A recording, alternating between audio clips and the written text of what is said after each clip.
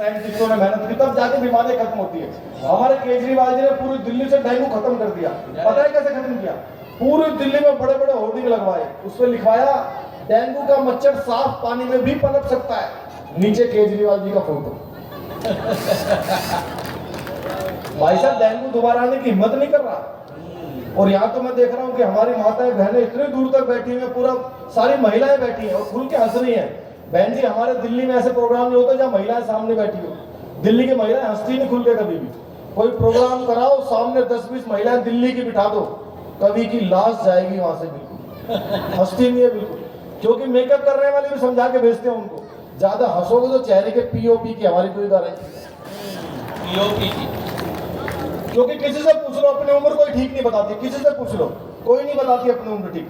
एक आध कोई हमारी गौरी मिश्रा जी के जैसी होती हैं जो ईमानदारी से बता देते हैं 57 हो गई। हर कोई नहीं बता पाता भाई साहब। मैं तो ट्रेन में आ रहा था, बीच वाली बर्थ पे, ऊपर वाली बर्थ पे 30-35 साल की महिला, नीचे वाली पे 70-80 साल के बीच में मैं।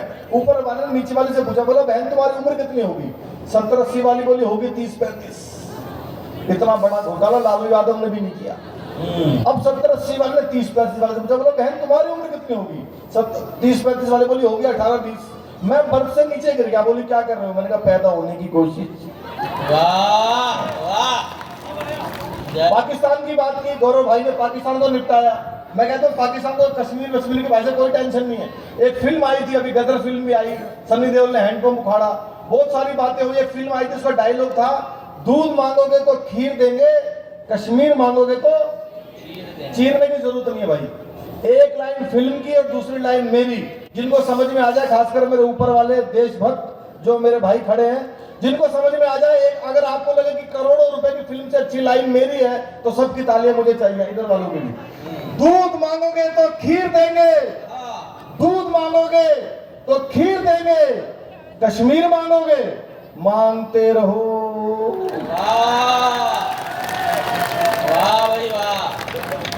मांगते रहो भाई साहब, हमने कौन सा देना है? 10-20 साल तो वैसे ही नहीं देना अभी। बहुत और बात की गौरव भाई ने, हमारे सनातन धर्म के ऊपर जिस तरह से आजकल अत्याचार हो रहे हैं और हमारे सनातन धर्म को मिटाने की बात हो रही है। कुछ लोग, हमारे ही अपने लोग, हमारे अपने कुंभ में से बिछड़े हुए लोग, जब बाबर और हुमायूं को अपना बाप बताने लगे तो हम क्या करेंगे? हमारे सनातन धर्म को मिटाने की बात हो रही, डेंगू है, मलेरिया है, मच्छर है। तो मैं 4 पंक्तियां देता हूँ। ज्ञान वापी का मामला भी आपको पता है, किस तरह से एक आक्रांता विदेश से आया और उसने बाबा के मंदिर को तोड़कर वहां पर अपना स्थान बनाया। आज उसकी जांच चल रही है। चौथी पंक्ति में आपको लगे कि मैंने ठीक बात कही है, उसके बाद मैं देश के बड़े बड़े नेताओं को आपके मंच पर बुलाऊंगा, खूब हंसाऊंगा। लेकिन 4 पंक्तियां गौरव को सुन के मेरा मन हो गया कि मैं आपको सुनाऊं। ज्ञान वापी मंदिर को याद करना, उसकी खुदाई को याद करना, और चौथी पंक्ति पर मुझे आपका आशीर्वाद चाहिए। हद हो गई यार फरेब की, हद हो गई यार फरेब की, गलती खजूर की बता दी सेब की। हद हो गई यार फरेब की। हिम्मत कर रहा हूं मैं मंच पर खड़ा होकर बोलने की, तालियों में हिम्मत आप करना। हद हो गई यार फरेब की, हद हो गई यार फरेब की, गलती खजूर की बता दी सेब की। गुरुओं को मारा, मंदिर तोड़े, जनेऊ काटे, ऐसी तैसी औरंगजेब की। ऐसी तैसी औरंगजेब की। बहुत बहुत शुक्रिया। मेरे बारे में बताया कि मैं देश के, यार माइक पे मजा नहीं आ, इसके आगे थोड़ा मेरी तरफ घुमाओ भाई, मुझे अपनी आवाज नहीं आ रही बिल्कुल।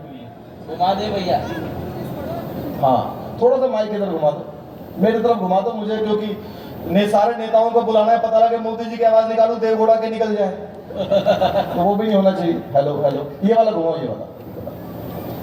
हेलो हेलो, आप काफी ठीक है, काफी ठीक है। थोड़ा सा पीछे हो जाता हूँ। देश में एक से बढ़ के नेता है, मैं देश के कुछ बड़े बड़े नेताओं को आपके बीच में बुलाऊंगा, जिसको आप बोलोगे उनको बुलाऊंगा और आपको खूब आनंद आएगा। बस आनंद लेना, मैं आनंद के लिए आया हूँ, और कोई टेंशन वेंशन का काम अपने को है नहीं। पूरी दुनिया में यूक्रेन की बात की, यूक्रेन की टेंशन चल रही है, यूक्रेन की और रशिया की लड़ाई चल रही है। ये गौरव मुझसे बोला, यार हमारे भारत के तो सारे दोस्त हैं, यूक्रेन भी दोस्त है हमारा, रशिया भी दोस्त है, क्या करना चाहिए जिससे यूक्रेन बच जाए? मैंने कहा कुछ नहीं करना, यूक्रेन को अपनी तोप के अंदर पतंजलि का शैम्पू डाल के फायर कर देना चाहिए। ये बोले उससे क्या होगा? मैंने कहा रूसी भाग जाएगी। रूसी, भाई लड़ाई तो रूसी से चल रही है ना। तो ये टेंशन। धारा 370 की बात की, मोदी जी की बात की, मैं धारा 370 पे आपको 4 पंक्तियां सुनाता हूँ, हम किसी पार्टी का समर्थन नहीं करते, किसी का विरोध नहीं करते, जैसा दिखता है वैसा लिखते हैं। चौथी पंक्ति में कश्मीर का बहुत लंबा इतिहास है, शंकराचार्य जी से लेकर के उमर अब्दुल्ला तक का इतिहास है, महबूबा मुफ्ती तक का इतिहास है। आपको लगे मात्र 4 पंक्तियों में 370 का इतिहास ऐसे भी बताया जा सकता है, तो बहुत आनंद आएगा आपको सुनना। देश तो आजाद हुआ और जिंदाबाद हुआ, जलता रहा तिरंगा कश्मीरी लैंड में। सच्चाई बता रहा हूं आपको, देश तो आजाद हुआ और जिंदाबाद हुआ, जलता रहा तिरंगा कश्मीरी लैंड में। भारत हो मुर्दाबाद और पाक जिंदाबाद, यही धुन बजती घाटी के हर बैंड में, यही धुन बजती घाटी के हर बैंड में। जन विश्वास जगा, भावी इतिहास जगा, और देश सौंप दिया मोदी जी के हैंड में, और देश सौंप दिया मोदी जी के हैंड में। 70 बरस से कलंक थी जो धारा वह, मोदी ने उखाड़ फेंकी 70 सेकंड में। वाह वाह भाई वाह।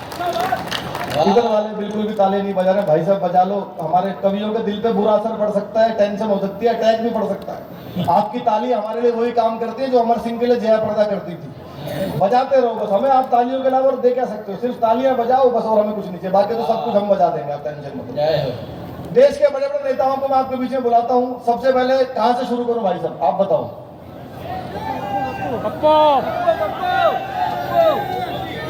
नहीं, ऊपर वाले को सुनूंगा, वो ज्यादा मेहनत से बैठे हैं। एक तो दीवार पे ही बैठा हुआ केजरीवाल, अच्छा ये मेरे पक्के वाले हैं, इसका मतलब केजरीवाल जी की सबसे पहले केजरीवाल जी शुरू करते हैं। भाई साहब मैं दिल्ली में रहता हूँ, हमारे दिल्ली के 2 मंत्री जेल में पड़े हैं, पता है ना आपको? 2 मंत्री जेल, स्वास्थ्य मंत्री हमारा जेल में पड़ा है। और जब पुलिस जांच करने जेल में गई, सीबीआई गई, तो उनका बयान आया कि मेरी याददाश्त चली गई, मुझे याद नहीं है कि क्या घोटाला हुआ क्या हुआ, मेरी याददाश्त चली गई। अब केजरीवाल जी मेरे सपने में आए और उनका विज्ञापन शुरू हुआ, मजे लेना, मैं सबको बुलाऊंगा। केजरीवाल जी का विज्ञापन शुरू हुआ। नमस्कार दोस्तों, मेरे एक मंत्री को सीबीआई उठा के ले गई दोस्तों, उसकी याददाश्त चली गई, वो सब कुछ भूल गया, वो सब कुछ भूल गया, उसको बस इतना याद है कि मेरी याददाश्त गई है। उसको कुछ भी याद नहीं है, वो सब भूल गया, मेरे सामने गई है उसकी याददाश्त, मैंने खुद देखा है जाते हुए। मेरे सामने उसकी याददाश्त गई है, ऐसे करके गई है, ऐसे हरे रंग की थी, मैंने खुद देखा है। मैंने अब क्या करना है, मेरा मानना है कि सत्येंद्र जैन को भारत रत्न देना चाहिए। मैंने कहा क्यों देना चाहिए? 1 साल से जेल में बंद पड़ा है, जुबान नहीं खोली अपनी। वाह, वो टेंशन है। हमारे केजरीवाल जी ने क्या किया कि दिल्ली में गली गली में शराब के ठेके खुल गए, पता होगा आपको। मैं जहाँ रहता हूँ दिल्ली में, वहाँ हनुमान मंदिर के सामने शराब का ठेका, आयुर्वेदिक अस्पताल की दीवार के साथ में शराब का ठेका। तभी तो 2 मंत्री अंदर है हमारे। अब केजरीवाल जी सपने में आए, मैंने भाई साहब ये क्या कर दिया? नेता वही होता है जो अपने हर काम को सही साबित कर दे, उन्होंने सही साबित कर दिया। अब उनका शुरू हुआ। नमस्कार दोस्तों, साथियों, मैंने गली गली में शराब का ठेका खोल दिया, पर ये बीजेपी वाले इसका लॉजिक ही नहीं समझते, कितना फायदा है उसका। मैंने कहा सर क्या फायदा है? पहले आदमी को पीनी होती थी, कोई किलोमीटर दूर जाता था, वो पी के गिर जाता था, कोई बचाने वाला नहीं मिलता था। आज आपके घर के बराबर में खुलवा दिया है, अगर कोई पी के गिर जाता है कोई ना कोई तो बचा लेता। बहुत फायदा है दोस्तों उसका, बहुत फायदा। ये सारी टेंशन है। अब मैं देश के कुछ बड़े बड़े नेताओं को चाहता हूं कि आपके मीडिया में पहली बार आया हूं, बुलाऊं, बस आप लोग सुन के ऐसे ही बताना जैसे आप लोग सुन रहे हैं। सबसे पहले मैं बुलाता हूं लालू जी को बुलाता हूं। भाई साहब कह रहे लालू जी से शुरू करते हैं। लालू जी सबसे ईमानदार आदमी है देश के, आपको पता ही है नहीं भाई साहब? जिस जेल का उद्घाटन किया था उसी में बंद रहे। लालू जी का अपना स्टाइल है। और लालू जी भाषण देते जैसे बच्ची बैठी है, ऐसे ऐसे प्यारे प्यारे बच्चे बैठे हुए थे। लालू जी ने 1 घंटे भाषण दिया, लड़का उठा एक लाइन में लालू जी को निपटा दिया। अब मैं जुड़ कर सुनना, मुझे चारों तरफ से मजा आएगा। मुझे सबको बुलाऊंगा, मैं मोदी जी को बुलाऊंगा, अमित शाह जी को बुलाऊंगा, योगी जी को बुलाऊंगा, भैरव जी को बुलाऊंगा, बाबा रामदेव को बुलाऊंगा, बाबा बागेश्वर वाले को भी बुलाऊंगा। बस आप लोग सुन के बताना मुझे। लालू जी माइक पे आए। कोई बोल रहा है? नरेंद्र मोदी, भाइयों बहनों अच्छा दिन। नरेंद्र मोदी कब अच्छा दिन आएगा, कब?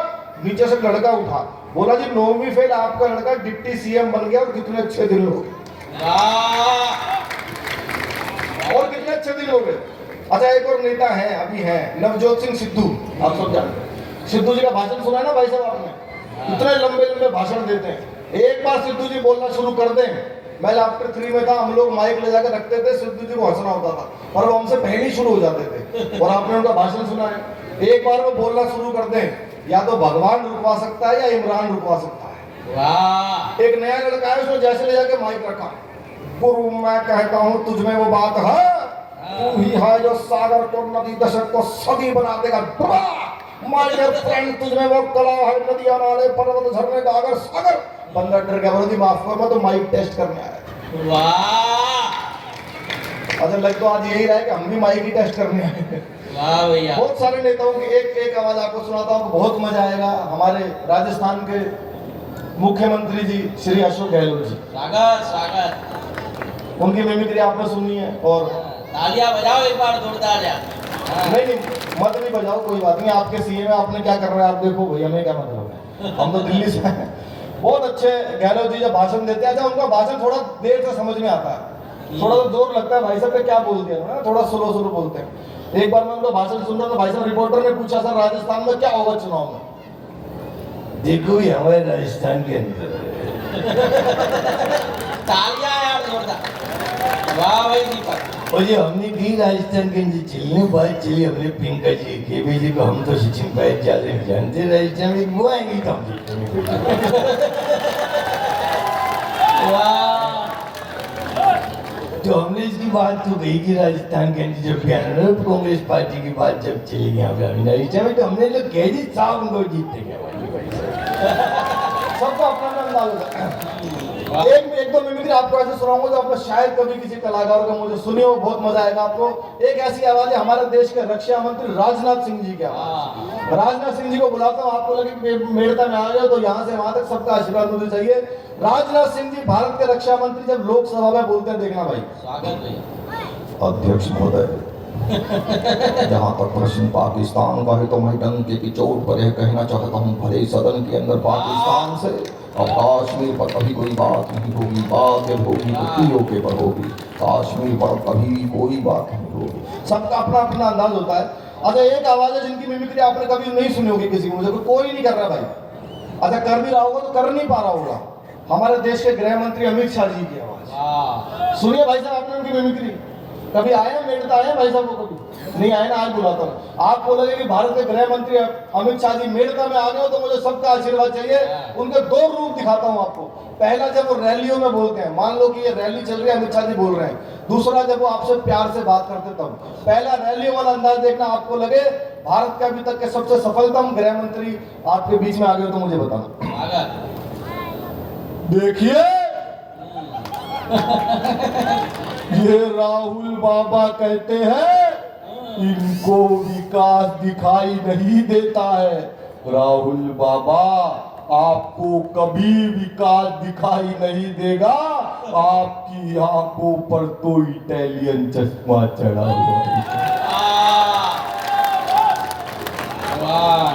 तो मेरे सामने बैठे हुए मेरी माताएं बहनों, मेरे बुजुर्गों और मेरे जिगर के टुकड़े जैसे युवाओं, मेरे साथ दोनों हाथों को उठाइए, संकल्प की मुट्ठी बीचिए और पूरी ताकत से बोलिए भारत माता की। वाह भैया धन्यवाद, तालियां एक बार जोरदार। धन्यवाद।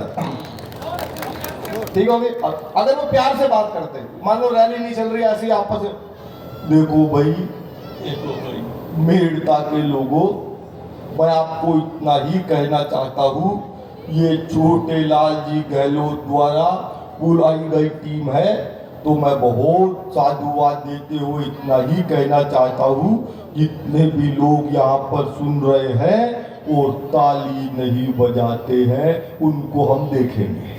वाह वाह जय जय हो। ये बैठा है ऊपर हमारा बिल्कुल टोला मस्त वाला एकदम। हाँ ये इनका जय हो। अच्छा आप मिमिक्री कर रहे हैं ना नेताओं की, जैसे कहते हैं ना कोई आहुति, जब कोई यज्ञ होता है उसमें जब तक पूर्ण आहुति ना हो तो यज्ञ संपन्न नहीं होता। ऐसे में नेताओं की मिमिक्री करो, और उनकी मिमिक्री जब तक ना करो तो यज्ञ संपन्न नहीं होगा। ऐसे एक बहुत जरूरी मिमिक्री हमारे देश के बहुत बड़े नेता, मेरे बहुत फेवरेट नेता हैं, मेरे बड़े भाई परम आदरणीय श्री राहुल गांधी जी। कोई बिल्कुल ऐसे हंसना नहीं है भाई साहब, आपको कॉमेडी में मेरे सीनियर है वो। ये अच्छा है भाई। इधर से उधर तक आपको लगे कि राहुल गांधी आ गए हो तो फिर पूरा आनंद लेना। जब वो आपको आके कॉमेडी समझाते तो कैसे समझाते, कोशिश कर रहा हूं। स्वागत। देखिए भैया, ये जो कविता है, शायरी, पोइट्री, ये कैसे होती है? How is it possible? मैं आपको बताता हूं भैया। कल मैं जाता हूं, एक किसान आया मेरे पास, फार्मर, मुझसे पूछता है राहुल जी देश में क्या हो रहा है? मुझे मेरा जवाब नहीं मिला भैया, ये मेरा जवाब नहीं देते हैं। मैंने पूछा क्या हुआ? उसने कहा कि मेरी फसल नष्ट हो गई है। मैंने कहा खुले में क्यों बोते हो?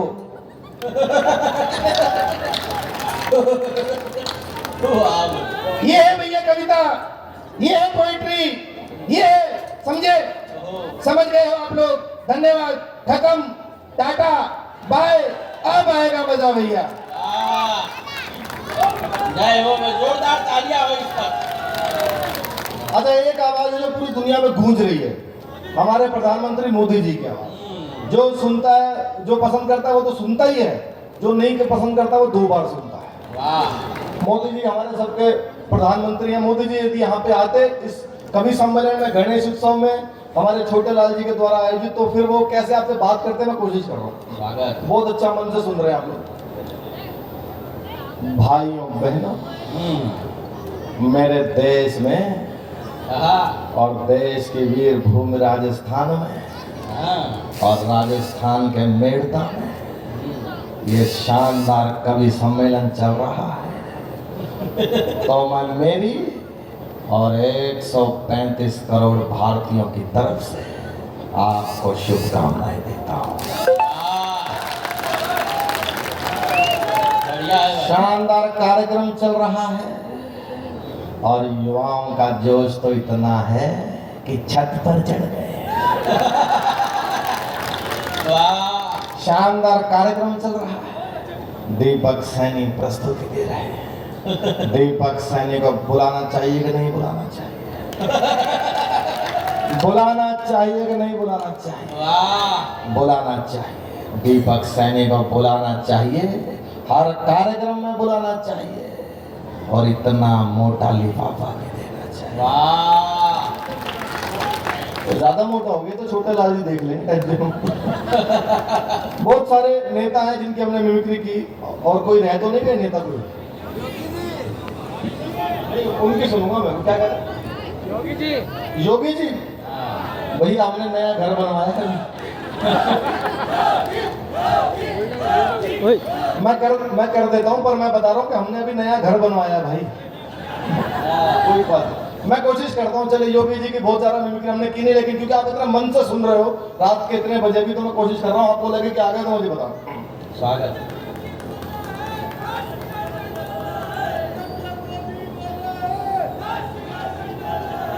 बहुत बढ़िया, अब सुनो।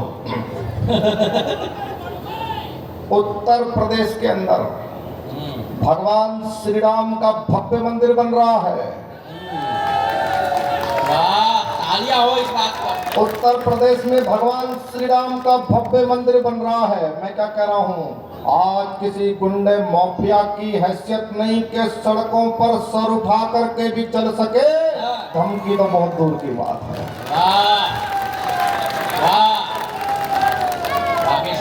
हाँ, बहुत सारे नेता हैं जिनकी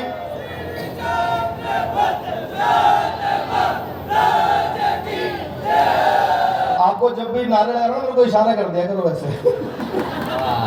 यही मस्ती है, ये इसीलिए हम आए हैं, मस्ती के लिए। बहुत सारे नेता हैं जिन्होंने देश, अच्छा नेता तो देश को टेंशन देते हैं, कुछ लोग ऐसे भी आए जिन्होंने नेताओं को टेंशन दी, जैसे बाबा रामदेव। बाबा ने बहन जी नेताओं को बहुत टेंशन दी। एक आप सब जानते हैं बाबा जी को। एक बार बाबा जी दिल्ली में सबको योग सिखा रहे थे। करे ऐसे मालूम नहीं तो करे। तभी बाबा की एक आंख फड़कने लगी। किसी ने कहा बाबा आपकी आंख में कुछ प्रॉब्लम है क्या? नीचे बैठ जा, कपाल भाती कर रही है। ये करे जरा बावड़े करे ये करते। तभी बाबा के पास एक फोन आया, बोले बाबा देश के सारे नेता आएंगे, अपनी अपनी समस्याएं बताएंगे। बाबा ने कहा बुलाओ सारे नेता सामने। बाबा मंच पे, नेताओं ने कहा बाबा हमें भारत से करप्शन खत्म करना है, क्या करें बताओ? कुछ नहीं करना, पहले चटाई बिछाओ। बिछा, तू भी बिछा बेटा, तू भी बिछा, चटाई बिछा। अब अपना पेट धीरे धीरे अंदर करे, इतना भी नहीं कि वापस आए तो किडनी भी पहचानने से इनकार करने से हटता है। बाबा कहते कर। तभी बाबा के पास एक फोन आया, बोले बाबा पेट अंदर बाहर करने से करप्शन कैसे खत्म होगा? करता जा, पेट तो कम होगा। बाबा ने अनुलोम विलोम कपाल भाती प्राणायाम खूब करवाया, एकदम अचानक उठे, बाहर निकल के देखकर करप्शन बिल्कुल खत्म हो गया। एक नेता ने कहा बाबा कैसे हो गया? तुम सारे यहाँ बंद हो, फैलाएगा और अंत में आपको बहुत बढ़िया मिमिक्री सुनाता हूँ, आपने कभी नहीं सुनी होगी। ईश्वर की कृपा है, माँ सरस्वती की कृपा हुई कि कुछ मिमिक्री देश में मेरे हिस्से में लिखी गई। उनमें से एक ऐसी मिमिक्री थी जो मैंने की। आजकल एक बाबा हमारे देश में बहुत वायरल है, बाबा बागेश्वर वाले पंडित धीरेन्द्र शास्त्री जी। ये मिमिक्री सोशल मीडिया पर खूब वायरल है। एक बार तालियों से आप इनका अभिनंदन करें कि वो आज आपको सुनाएंगे। और हम तो सच्चे सनातनी हैं, तो हमारा तो खुला सपोर्ट बाबा को है ही, लेकिन मिमिक्री भी होगी। स्वागत। आपने देखा होगा बाबा जी पर्चा बना देते हैं सबका, पता है ना बहन जी? महिलाएं तो बहुत देखती हैं। बाबा जी पर्चा बना के रख देते हैं, क्या किया है, क्या करेगा, क्या भरेगा, कहाँ मरेगा, सब लिख के रख देते हैं। तो मैंने देखा बाबा जी की कथा चल रही थी, सामने फंस गए दिल्ली के मुख्यमंत्री केजरीवाल, और बाबा ने पर्चा बनाया उनका। बनवा दो पर्चा। बाबा ने भाई साहब पर्चा बनाया। अब आपको लगे कि बाबा पंडित धीरेन्द्र शास्त्री जी बाबा बागेश्वर वाले मेड़ता में आ गए, तो बस आशीर्वाद देना तालियों का। यार ये ऐसी चीजें बनाई नहीं जाती, ईश्वर करवाता है। सुनना, आपको आनंद आएगा। जय श्री राम। जय श्री राम। इस पंडाल के अंदर हमको एक आदमी दिखाई दे रहा है जो नीली और ढीली शर्ट पहन करके बैठा है। वे आ जाए, उनकी अर्जी स्वीकार की जाती है। वाह। सामने से आ गए, बाबा जी नमस्कार, मैं दिल्ली का सीएम हूँ। आओ, क्या सवाल मन में लेकर के आए? बाबा ने पर्चा बना रखो पहले ही तुम्हारा। बाबा जी मैं दिल्ली का सीएम हूँ, एलजी मेरी बात नहीं मानता, मोदी मुझे 26 जनवरी पे टैंक भी नहीं चलाने देते, मैं देश का पीएम बनना चाहता हूँ। बाबा ने तुम्हारा पर्चा बना रखो पहले ही, देखो। अब बाबा के पर्चे पे आनंद लेना। बाबा ने पर्चा बना रखो, अपने बच्चों की झूठी कसम खाएंगे, अपने गुरु को लात मार के मुख्यमंत्री बनेंगे। नंबर एक विशेष समुदाय का वोट लेने के लिए चमचागिरी करेंगे, हिंदू पुजारियों को मंदिर में सैलरी नहीं देंगे, तुम्हारी ठटरी बांध दे बाबा तुम्हारी। वाह। बाबा जी मैं देश का पीएम बनना चाहता हूँ। सबसे पहले हिंदू राष्ट्र की मांग करो दिल्ली विधानसभा के अंदर, और एक मंत्र बाबा दे रहे हैं, उसका जाप करो दिन में 3 बार पार्लियामेंट के सामने। बाबा जी कौन सा मंत्र है? हर हर मोदी, घर घर मोदी। बहुत बहुत शुक्रिया, धन्यवाद। सत्ता में गया है। हादसे की बात शुरुआत हुई थी, भाई दीपक पारेख ने बहुत जोर लगाया, और बहुत मुश्किल काम होता है पहले कवि के लिए पूरा खोमचा जमाना, पूरी दुकान सजानी और सारे कवियों को सुनने लायक जनता का मन बनाना। मैं बधाई देता हूँ भाई दीपक को, जो अभी मोबाइल में घुसे हुए हैं। स्वागत।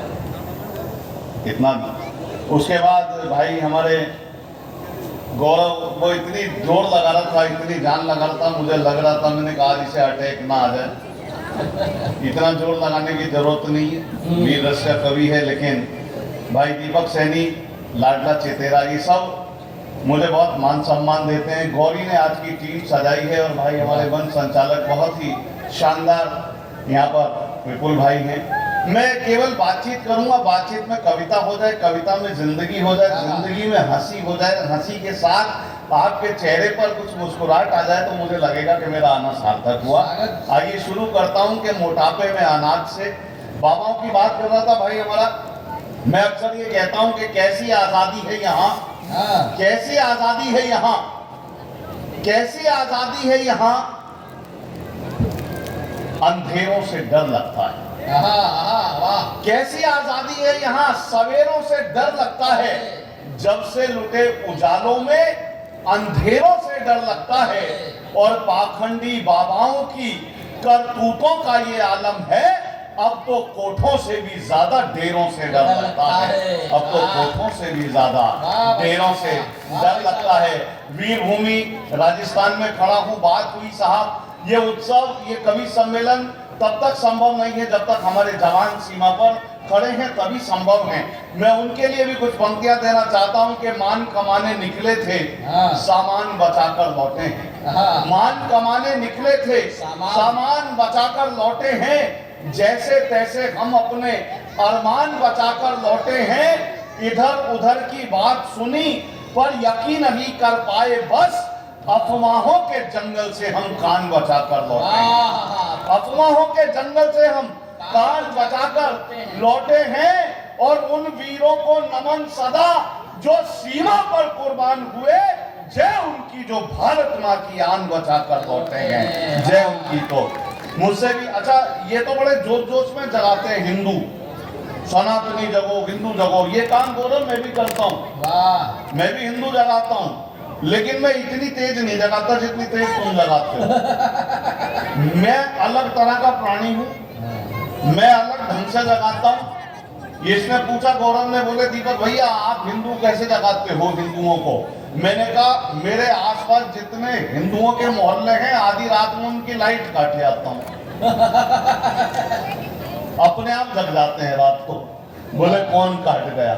लेकिन आइए, मोटापे में अनाज चाहिए, नारी शक्ति बैठी है, मैं आपकी ओर आता हूँ। अच्छा, हम सब भी, ये बैठा है दीपक भी शादीशुदा है, मैं भी, ये भी, हम भी यहाँ पे आ रहे हैं तो इतना बोल रहे हैं, वरना मैं तो एक दिन अपनी पत्नी के साथ सो रहा था, रात के 2:30 बजे अचानक दोनों को शोर सुनाई दिया, दोनों की आंख खुल गई। पत्नी ने मुझसे कहा, बोले देख कर आओ बाहर कौन शोर कर रहा है। मैं बाहर गया, देखा मेरी कॉलोनी के कुछ लोग खड़े थे। मैंने पूछा, भाई साहब रात के 2:30 बजे कैसे शोर कर रहे हो? बोले दीपक भाई जरा सचेत रहना, सजग रहना, सूचना ये मिली है कि कॉलोनी के पानी के टैंक में किसी ने जहर मिला दिया है। मैंने उनकी बात सुनी, वापिस आया, पत्नी ने पूछा कौन था? मैंने कहा कुछ नहीं, कुछ बेवड़े पी के हल्ला कर रहे हैं, तू तो पानी पी के चुपचाप सो जा। सच बता रहा हूँ आपको, बड़ी दिक्कत हो जाती है कि मोटापे में अनाज से, डॉक्टर के इलाज से, कान फोड़ू साज से, शादी वाले दाज से, मुफ्त की मसाज से और जिंदगी में ब्याज से बचना जरूरी है। खुश रहने के लिए हंसना जरूरी है। वाह! अच्छा, आकाश की, ये नारी शक्ति बैठी है साहब, आकाश की ऊंचाई हो या सागर की गहराई, आकाश की ऊंचाई हो या सागर की गहराई, महिलाएं सफलता के झंडे चारों ओर गाड़ाई। सफलता की राहों पर कई पुरुष रह गए या भागे, महिलाएं निकल गई आगे, कई तो इतनी आगे निकल गई भाई आज तक लौट के घर ही नहीं आई। तो इतनी भी तरक्की मत कर लेना। वो पुरानी फिल्मों में देखते होंगे आप लोग, पुरानी फिल्मों में सुना होगा, वो पुराने लोग बड़े दूरदर्शी विचारधारा के थे। वो बताते थे कि नारी को ज्यादा शिक्षित मत करो, महिलाओं को ज्यादा पढ़ाई मत करने दो, क्योंकि वो जानते थे ज्यादा शिक्षित हो गई तो कलयुग में इसका विपरीत परिणाम देखने को मिल सकता है। हुआ क्या, पिछले दिनों में अपने दोस्त की शादी में गया, नई नई शादी हुई उसकी, शादी के बाद दुल्हन को विदा करके लाना था। जैसे ही लाने लगे तो दुल्हन रोने लगी, उसे देखकर दूल्हा भी रोने लगा। मैंने उससे पूछा तू क्यों रो रहा है? बोले ये क्यों रो रही है? मैंने कहा इसकी तो शादी हुई है। बोला वो तो मेरी भी हुई है। मैंने कहा ये तो अपने माँ बाप भाई बहन को छोड़कर जाएगी। बोला जाकर मेरे भी तो छोड़वाएगी। वाह! ये फर्क क्यों आया साहब? ये फर्क इसलिए आया कि हमें करना क्या था, हमने किया क्या? हमें लोगों से रिश्ता बनाना था, चीजों को इस्तेमाल करना था। हम चीजों को इस्तेमाल करने की बजाय चीजों से रिश्ता बनाने लगे और लोगों को इस्तेमाल करने लगे, इसलिए हमारे भीतर ये परिवर्तन आया। बहुत बढ़िया, भाई ने गजलों से शुरुआत की थी, बड़ी अच्छी पंक्तियां। मुझे नहीं पता कि आप कितना अच्छा सुनते हैं या केवल लफ्ज़बाजी सुनते हैं, लेकिन आज जो भी यहाँ पर होगा आप उसमें से सब अच्छा अच्छा छांट कर ले जाना, क्योंकि तमाशा रोज करता हूं, ये मेरा काम है दीपक। तमाशा रोज करता हूं, ये मेरा काम है दीपक। अगर महफिल अदब की हो तो मैं गजलें सुनाता हूं। वाह कुछ अच्छी चीज देकर जाऊंगा, यकीन मानिएगा। ये बच्चे जा रहे हैं, बच्चे बहुत विचित्र आजकल हैं, हमसे भी ज्यादा खतरनाक बच्चे पैदा ही नहीं हो रहे। पेंटियम 4 प्रोडक्ट पैदा हो रहे हैं विंडो 11 विंडो 12 वर्जन में, कंप्यूटराइज भाषा में। मैंने तो एक इंग्लिश स्कूल के बच्चे से पिछले दिनों पूछ लिया, मैंने कहा बेटा which are your favourite books? बोले मेरा पिताजी की चेकबुक और पासबुक। एक और बच्चे से पूछ लिया, मैंने कहा बेटा भारत में सबसे ज्यादा बर्फ कहां गिरती है? बोला जी विस्की के गिलास में। वाह ये वाह भी विस्की वाले ही कर रहे हैं मुझे लग रहा है। जय हो। सही बता रहा हूँ। एक बच्चे से और पूछ लिया, मैंने कहा बेटा तू हिंदी माध्यम का था वो, मैंने कहा गाली को हिंदी में कैसे परिभाषित करेंगे बताओ? बोला सर अत्याधिक क्रोध आने की स्थिति में शारीरिक रूप से हिंसा ना करते हुए मानसिक रूप से की जाने वाली हिंसात्मक कार्रवाई के अंतर्गत कुछ चुने हुए शब्दों का समूह जिनके उच्चारण के पश्चात मन को असीम शांति का अनुभव मिलता है, उसे हम गाली कहते हैं। वाह और एक बच्चा तो और पढ़ा लिखा दंपत्ति का था, मैंने उससे पूछ लिया, मैंने कहा बेटा समाज में ये जो अश्लीलता फैलती जा रही है आप इसे किस दृष्टि से देखते हैं? बोला जी फुल HD मोड में। HD mode. लेकिन बच्चे होते क्या हैं कि गमों की भीड़ में मुझको कभी खोने नहीं देते। गमों की भीड़ में मुझे भी थोड़ा वक्त दीजिएगा, खुलने में समय लगता है। सारे लोगों ने अपने अपने हाजिरी लगा के अपना अपना रंग छोड़ा है, मुझे उनके रंग पर थोड़ा सा अपना रंग चढ़ाने के लिए वक्त लगेगा, लेकिन आपकी तालियां आपकी मोहब्बत भी पहुंचनी चाहिए। मैंने बच्चे होते क्या है कि गमों की भीड़ में मुझको कभी खोने नहीं देते, गमों की भीड़ में मुझको कभी खोने नहीं देते, गमों की भीड़ में मुझको कभी खोने नहीं देते, हाँ गमों की भीड़ में मुझको कभी खोने नहीं देते। और मैं रोना भी अगर चाहूं मुझे रोने नहीं देते, कहीं तन्हाइयां हावी ना हो मुझ पर इसी कारण मेरे बच्चे कभी तनखा मुझे होने नहीं देते, मेरे बच्चे कभी तनखा मुझे होने नहीं देते। तो आइए बच्चों से आगे बढ़ते हैं नारी शक्ति की ओर, लेकिन शायरी की कुछ अच्छी पंक्तियां भी होनी चाहिए। दीपक जी भाई साहब, ये क्या सबने प्रयास किया, एक बार आप भी उन सबसे कह दीजिए कि आगे आ जाएं। देखो जब सबकी नहीं मानी, तुम तो राजस्थान को, तुम्हारी नहीं मान रही, मैं तो हरियाणा से आया हूँ। मेरा एक निवेदन है आप सबसे, देखिए जब भी हम कविता सुनाते हैं तो ऐसे खाली ग्राउंड को कभी नहीं सुनाते हैं, और ये कविता का अपमान होता है। और आपने अपने आंगन में देश के इतने बड़े कलमकारों को बुलाया है, तो दाएं बाएं बैठने की बजाय सामने जगह खाली है, आप लोग उठिए जरा और यहाँ आने का प्रयास करें। सब लोग पीछे के भी लोग उठ जाए, आप लोग उठ जाए, जल्दी से उठ जाइए और सामने आ जाइए। धन्यवाद। और आज की कमान हमने घोरी के हाथ में दी हुई है, सारे कवियों को पार लगाने की जिम्मेदारी आज घोरी की है, और ये काम नारी शक्ति कर सकती है। इसीलिए शायद वो 33% वाला मामला फिक्स हुआ है, क्योंकि वो सब जानते हैं कि नारी ही ये सब कार्य कर सकती है। बहरहाल आइए, आप लोग जुड़ गए हैं तो कुछ अच्छा सुनने सुनाने का बन गए। हर कवि के पास 2 कैसेट होती है मेरे दोस्तों। एक कैसेट होती है कवि के गले में और एक कैसेट होती है कवि के यहाँ दिल में। जब गले की कैसेट कवि बजा लेता है तो उसे लगता है कि यार अपनी औपचारिकता पूरी हो गई, अपना लिफाफा पक्का हो गया। लेकिन जब कवि को लगता है कि यार ये तो अच्छा सुनने वाले हैं, इनको गले की नहीं, इनको तो दिल की भी कैसेट सुनानी चाहिए, तो मुझे लगता है कि आप जितने लोग यहाँ बच गए हैं वो वही लोग बचे हैं जो दिल की कैसेट सुनने के इच्छुक हैं। ये कैमरा लग रहा है साहब, इस कैमरे का कोई ज्यादा महत्व नहीं है। जो आपके हाथ में मोबाइल में कैमरा, उसका भी बहुत महत्व नहीं है। एक कैमरे का महत्व है, उस कैमरे से हमेशा जिंदगी में बचकर रहना, तो आपके आधे पाप पुण्य में तब्दील हो जाएंगे, बदल जाएंगे। मेरा दावा है कि मैं कहता हूं कि भले ही मद में रहते हैं, न जाने आजकल हम किस तरह के मद में रहते हैं, न जाने आजकल हम किस तरह के मद में रहते हैं।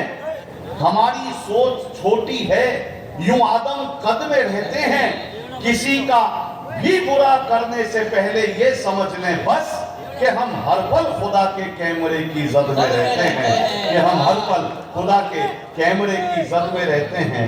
मंत्रियों की बात हो रही थी, मैं कहता हूँ आधा खुश रहना हो, आधा स्वस्थ रहना हो तो कवि सम्मेलन तो सुने ही, लेकिन पूरा स्वस्थ रहना चाहते हो तो भारत के न्यूज चैनल देखना बंद कर दो, क्योंकि हर चैनल का दावा है ये, हर चैनल का दावा है ये। और वो कहाँ गए हमारे छोटे लाल जी, कहाँ बैठे हैं?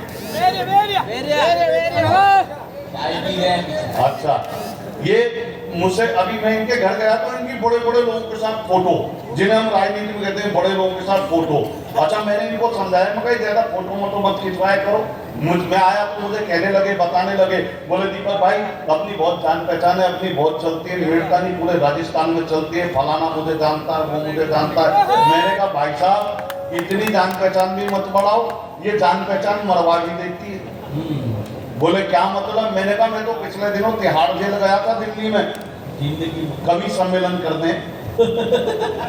वहां पे एक सिपाही एक कैदी को कह रहा था, बोले नहा धो के तैयार हो जा, तेरी फांसी का टाइम हो रहा है।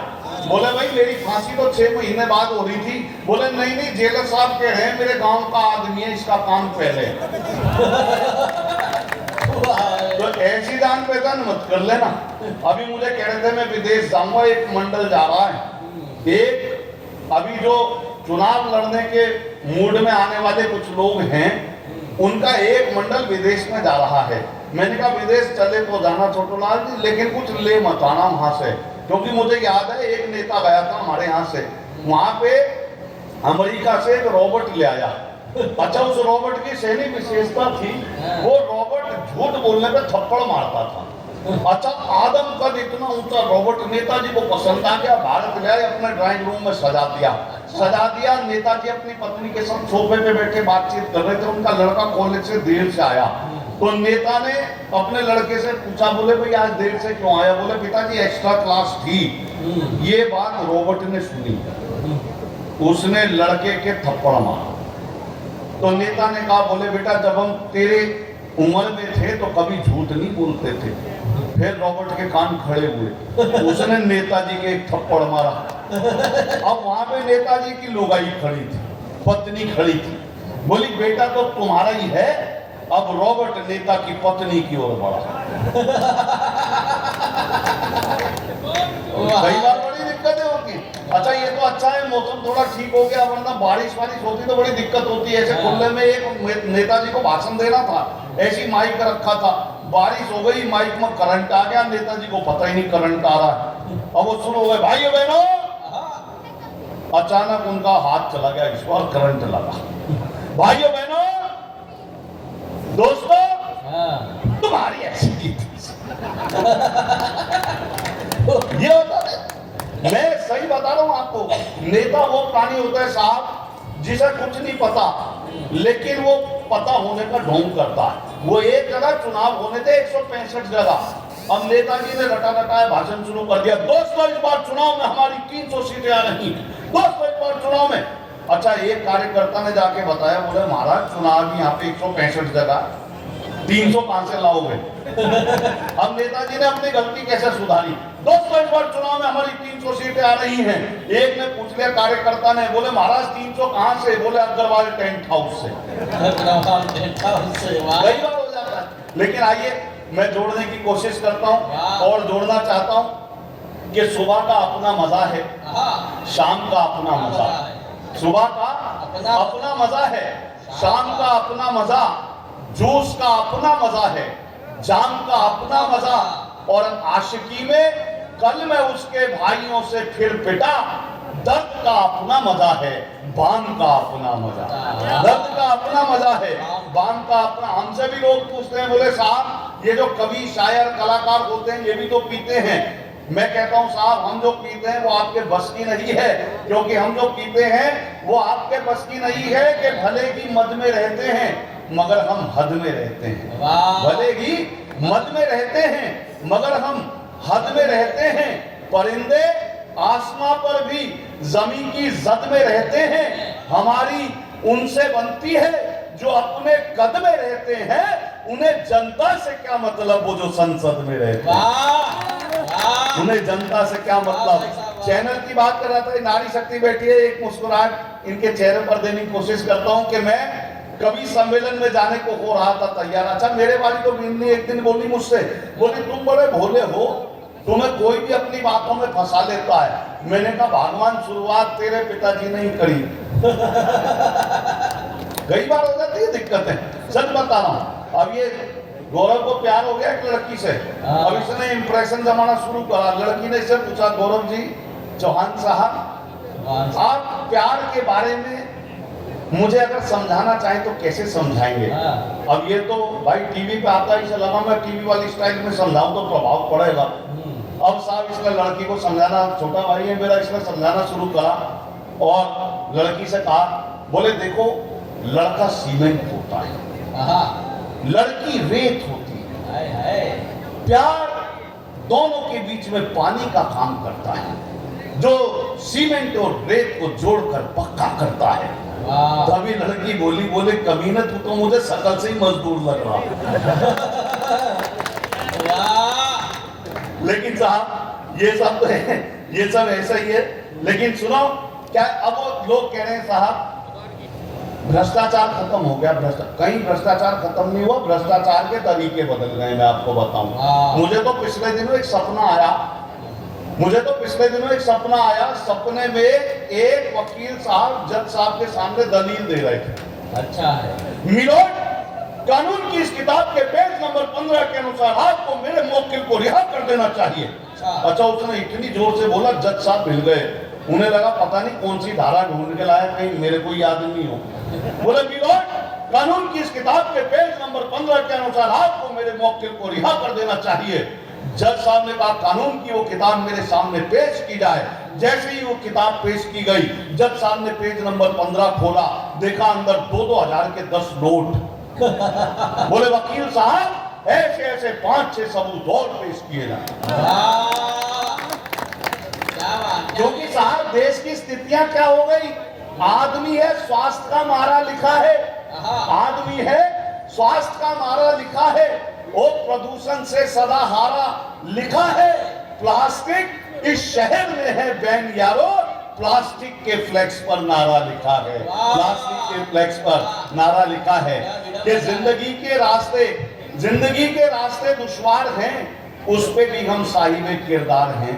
जिंदगी के देखिए, कोई व्यक्ति किसी ओहदे पर पहुंचता है, चाहे किसी भी क्षेत्र का व्यक्ति हो, तो उसके पीछे की बहुत तपस्या होती है। यदि कोई राजनीति करता हुआ बहुत ऊंचे ओहदे पर, बड़े मकाम पर, कोई मंत्री सांसद पद या कोई पद पाता है, उसके पीछे भी तपस्या होती है। ये कवि लोग यहाँ तक पहुंचे हैं, बता रहा था छोटे गांव से निकला, गांव से ही जुड़े हुए हैं सब लोग यहाँ पर। सच बता रहा हूँ आपको, गांव से ही जुड़े हुए लोग हैं, इसलिए इसकी महत्वता जानते हैं। ये सारे लोग यहाँ पर ऐसे नहीं पहुंचे, इनके पीछे बहुत तपस्या है कि गालियां ठोकर और ताने क्या नहीं खाना पड़ा। ये जो लोग बैठे हैं इनकी विशेष दृष्टि चाहता हूँ। तालियां नहीं चाहिए मुझे, सुन लेना, सुन के चले जाना बस। कि तालियां, गालियां, ठोकर और ताने क्या नहीं खाना पड़ा, तब कहीं जाकर हमारे पेट में दाना पड़ा। गालियां, ठोकर और ताने क्या नहीं खाना पड़ा, तब कहीं जाकर हमारे पेट में दाना पड़ा। और आप मेरी रूह को महसूस ही कब कर सके, आपकी खातिर मुझे ये जिस्म महकाना पड़ा, आपकी खातिर मुझे ये जिस्म महकाना पड़ा। और साहब धीरे धीरे अश्क पनपना रहने दे, धीरे धीरे अश्क पनपना। देखो लतीफे भी हैं, कविता भी, सुनोगे क्या बताओ तो, लतीफे भी हैं, कविता भी, सुनोगे क्या बताओ तो, कभी तुम हम फकीरों को भी महफिल में बुलाओ तो। आज बुलाया तो देख लो साहब फकीर क्या होते हैं। अच्छा, कोई फर्क नहीं पड़ता माइक अच्छा है कि नहीं है, कोई फर्क नहीं पड़ता कम लोग हैं या ज्यादा हैं। हमारी तो रोज परीक्षा होती है, कुछ लोग मिल जाए अच्छे, हम इसी में संतुष्ट हैं, क्योंकि हवा का काम है जलते चिरागों को बुझाने का। हवा का काम है जलते चिरागों को बुझाने का, हमारा फर्ज है अंधियार में दीपक जलाने का। हमें महसूस करना हो तो आंखें बंद कर लेना, पता कुछ भी नहीं होता फकीरों के ठिकाने का, पता कुछ भी नहीं होता। तो साहब धीरे धीरे अश्क पनपना रहने दे। राजनीति की बात हुई साहब, राजनीति की बात में मैं किसी पार्टी का नाम नहीं लेता, किसी नेता का नाम नहीं लेता, लेकिन इशारों में बात करता हूं, सभी को पहुंच जाएगी बात। ऐसा मुझे पता है कि मदारी को, सुनना गौरव नया तुम्हारे लिए, कि मदारी को, अच्छा, मदारी को जमूरों से शिकायत है। मदारी को जमूरों से शिकायत है। मदारी को जमूरों से शिकायत है, जमूरों को मदारी से शिकायत है। मदारी को जमूरों से शिकायत है, जमूरों को मदारी से शिकायत है। सियासत ऐसा जंगल है जहां दीपक शिकारी को शिकारी से शिकायत है, शिकारी को शिकारी से। तो साहब सुनिएगा कि हर चैनल का दावा है ये, हर चैनल का दावा है ये। अच्छा, कई बार हम लोग सुनी सुनाई बातों पे बहुत जल्दी यकीन कर लेते हैं। कभी यकीन मत करना साहब, क्योंकि अफवाहों को सुनने से तो अच्छा है बहरा होना। अफवाहों को सुनने से तो अच्छा है बहरा होना। हल्के लोगों ने सिखलाया है मुझको गहरा होना। अफवाहों को सुनने से तो अच्छा है बहरा होना। हल्के लोगों, मैं सच बता रहा हूं, मैं आता नहीं, ये तो मेरे पुराने मित्र हैं छोटूलाल जी, मैं मना करता रहा कि मुझे मत बुलाओ। मैंने गोरी को भी मना किया, मेड़ता मत बुलाओ, मेड़ता मत बुलाओ, क्योंकि मेड़ता आता हूं तो बीच में अजमेर से आना पड़ता है मुझे। और मेरी विडंबना यह कि मेरी प्रेमिका की शादी अजमेर में हुई, मेरे जख्म हरे हो जाते हैं। मैं पिछली बार आया था 2 महीने पहले, भाई साहब को मिला वहां, बोले, मैंने कहा आपने बुला तो लिया भाई साहब, लेकिन मेरे को बहुत कष्ट होता है, मत बुलाए करो। अजमेर गए, वहां किसी कार्य में जाना था, कार्यालय में, तो बोले यार आज एक काम करो, तुम अपनी प्रेमिका का घर पता है ना, मैं तुम्हें दिखा के लाता हूँ, उसके दर्शन कर लो, हो सकता है कि तुम्हारे जख्मों को थोड़ी राहत मिल जाए। ना चाहते हुए भाई अपनी पार्षद लिखी गाड़ी में, पार्षद लिखी गाड़ी, हाँ अच्छा, सच बता रहा हूँ, आजकल तो समाज सेवा भी ऐसे लिखते हैं, समावरी। मैंने तो एक गाड़ी देखी हो रही, एक गाड़ी 0001 नंबर और बड़े बड़े उसमें लिखा हुआ वरिष्ठ समाज सेवी, और गाड़ी में से जो लौंडा निकला, जो छोरा निकला, उसकी उम्र 16.5 साल। वरिष्ठ समाज से, वरिष्ठ समाज सेवी ऐसे ऐसे तो पैदा हो रहे। अच्छा, भाई मेरे को ले गए अपनी गाड़ी में बिठा के, मेरी प्रेमिका के घर के सामने जैसी गए, रात के 11:30-12 के समय रहा होगा, गए तो साथ जैसे ही मैं दीपक सैनी अपनी प्रेमिका के घर के बाहर गया, अचानक जमीर जाग गया। जमीर जाके, मैं वापिस आ गया। जमीर ठीक, जमीर उसके पति का नाम।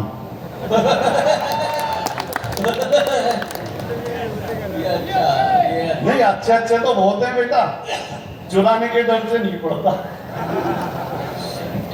लेकिन साहब सुनिएगा कि अफवाहों को सुनने से तो अच्छा है बहरा होना। हल्के लोगों ने सिखलाया है मुझको गहरा होना, और तुम में मेरा जीवन ऐसे लगता है जैसे दीपक सागर के सुनसान तटों पर पानी का ठहरा होना। सागर के, और कभी देखो जो रंग है, जो लहजा है, जो तेवर है, कभी मत बदलना साहब, किसी के कहने से बिल्कुल मत बदलना। जैसे भीतर से स्वाभाविक हो ऐसे ही रहना, क्योंकि आप मेरे जिस्म को छूकर चले आए, आप मेरे जिस्म को छूकर चले आए, काश मेरी रूह से भी रूबरू होते। आप मेरे जिस्म को छूकर चले आए, काश मेरी रूह से भी रूबरू होते। आईने के सामने जैसे दिखो हो तुम, फितरतन भी काश वैसे हूबहू होते। फितरतन भी काश वैसे। तो धीरे धीरे अश्क पनपना रहने दे, धीरे धीरे अश्क पनपना रहने दे। आंखों में कोई तो सपना रहने दे, तेरी खातिर खुद को कितना बदलूं मैं, कुछ तो मुझ में मेरा अपना रहने दे, कुछ तो मुझ में मेरा अपना। तो साहब हर चैनल का दावा है ये, हर चैनल का दावा है ये, खबर सनसनीखेज मिलेगी। हर चैनल का दावा है ये, हर चैनल अपने आप को बताना जी देश का नंबर 1 चैनल, देश का नंबर, ये भी नंबर 1 चैनल में आता। गौरव ने तो अब आना शुरू किया, मैंने तो आना बंद कर दिया साहब बहुत पहले। 31 मई 2004 को जो वावा क्या बात प्रोग्राम पहले वावा के नाम से आया करता था, अशोक चक्रवर्ती उसका संचालन करते थे, मैं उसका सबसे पहले एपिसोड का सबसे पहला कवि। 31 मई 2004 एनडीटीवी पर एक कार्यक्रम आया करता था, उसका नाम था अर्ज किया है। उसका भी सबसे पहला कवि मैं रहा। वाह। जनमत टीवी जो बाद में लाइव इंडिया टीवी के नाम से जाना जाने लगा, उसमें एक कार्यक्रम आता था साहब, खबरदार खबरें, उसके 35 एपिसोड का एंकर में रहा। लेकिन इन बातों से कोई फर्क नहीं पड़ता, आप हमसे क्या अच्छा लेके जाते हैं इस बात से फर्क पड़ता है। तब कहता हूं कि साहब नहीं चलता पता करके खता क्यों भूल जाता हूं, नहीं चलता पता करके खता क्यों भूल जाता हूं, खुदा मुझको हुआ क्या है बता क्यों भूल जाता हूं, जबानी याद है मुझको सभी रास्ते मगर फिर भी न जाने अपने ही घर का पता क्यों भूल जाता हूं, न जाने अपने ही घर का। तो हर चैनल का दावा है ये। कोरोना काल की बात करी थी हमारे किसी भाई ने, मैं आपको बताऊं कोरोना में बीमारी ने इतना नहीं मारा, दहशत ने इतना नहीं मारा, डॉक्टरों ने इतना नहीं मारा जितना मीडिया ने मार दिया। एक व्यंग कविता पढ़ता हूं छोटी सी, अगर व्यंग पहुंच जाए तो बताना कि एक आदमी जो छींक आने से मर गया, एक आदमी जो छींक आने से मर गया कई सवाल खड़े कर गया, एक आदमी जो छींक आने से मर गया कई सवाल खड़े कर गया। कुछ ने कहा कोरोना के कहर से मरा है, कुछ ने कहा कोरोना के कहर से मरा है, कुछ ने कहा बेरोजगारी की लहर से मरा है, पर पोस्टमार्टम रिपोर्ट में आया ये मीडिया के जहर से मरा है, ये मीडिया के जहर से मरा है। क्योंकि हर चैनल का दावा है ये, हर चैनल का दावा है ये खबर सनसनीखेज मिलेगी, हर चैनल का दावा है ये खबर सनसनीखेज मिलेगी। इसरो विसरो नासा वासा से भी आगे तेज मिलेगी, हिंसा दंगे मिर्च मसाले इन सबसे लबरेज मिलेगी। कर्म करो तो फल पाओगे, कांड करो कवरेज मिलेगी, कांड करो कवरेज मिलेगी। और आइए नारी शक्ति की ओर फिर मैं मुड़ता हूं कि मैं कवि सम्मेलन में जाने को हो रहा था तैयार, मेरी पत्नी को जाना था बाजार। मैं कवि सम्मेलन में जाने को हो रहा था तैयार, मेरी पत्नी को जाना था बाजार। सकुचाती शर्माती मुझसे बोली मुझे छोड़ दोगे क्या, सकुचाती शर्माती मुझसे बोली मुझे छोड़ दोगे क्या। मैंने कहा मैं तो कब से तैयार बैठा हूं, अच्छा मैंने कहा मैं तो कब से तैयार बैठा हूं, पर 60 फेरे लेने के बाद लाचार बैठा हूं। अब इसमें ना तेरी कोई खता ना मेरी कोई खता, पर तुझे इस बात का नहीं पता कि शादी वाले दिन जब घोड़ी पर होकर सवार मैं पहुंचा मंडप के द्वार, तो तेरे पिता ने मेरे हाथ में 5 लाख रुपए देते हुए कहा बरखुरदार ये मेरी इज्जत तुम्हारे हाथ में है, कहीं जानी नहीं चाहिए बेटा, पैसे हर महीने आते रहेंगे, लड़की मायके नहीं आनी चाहिए।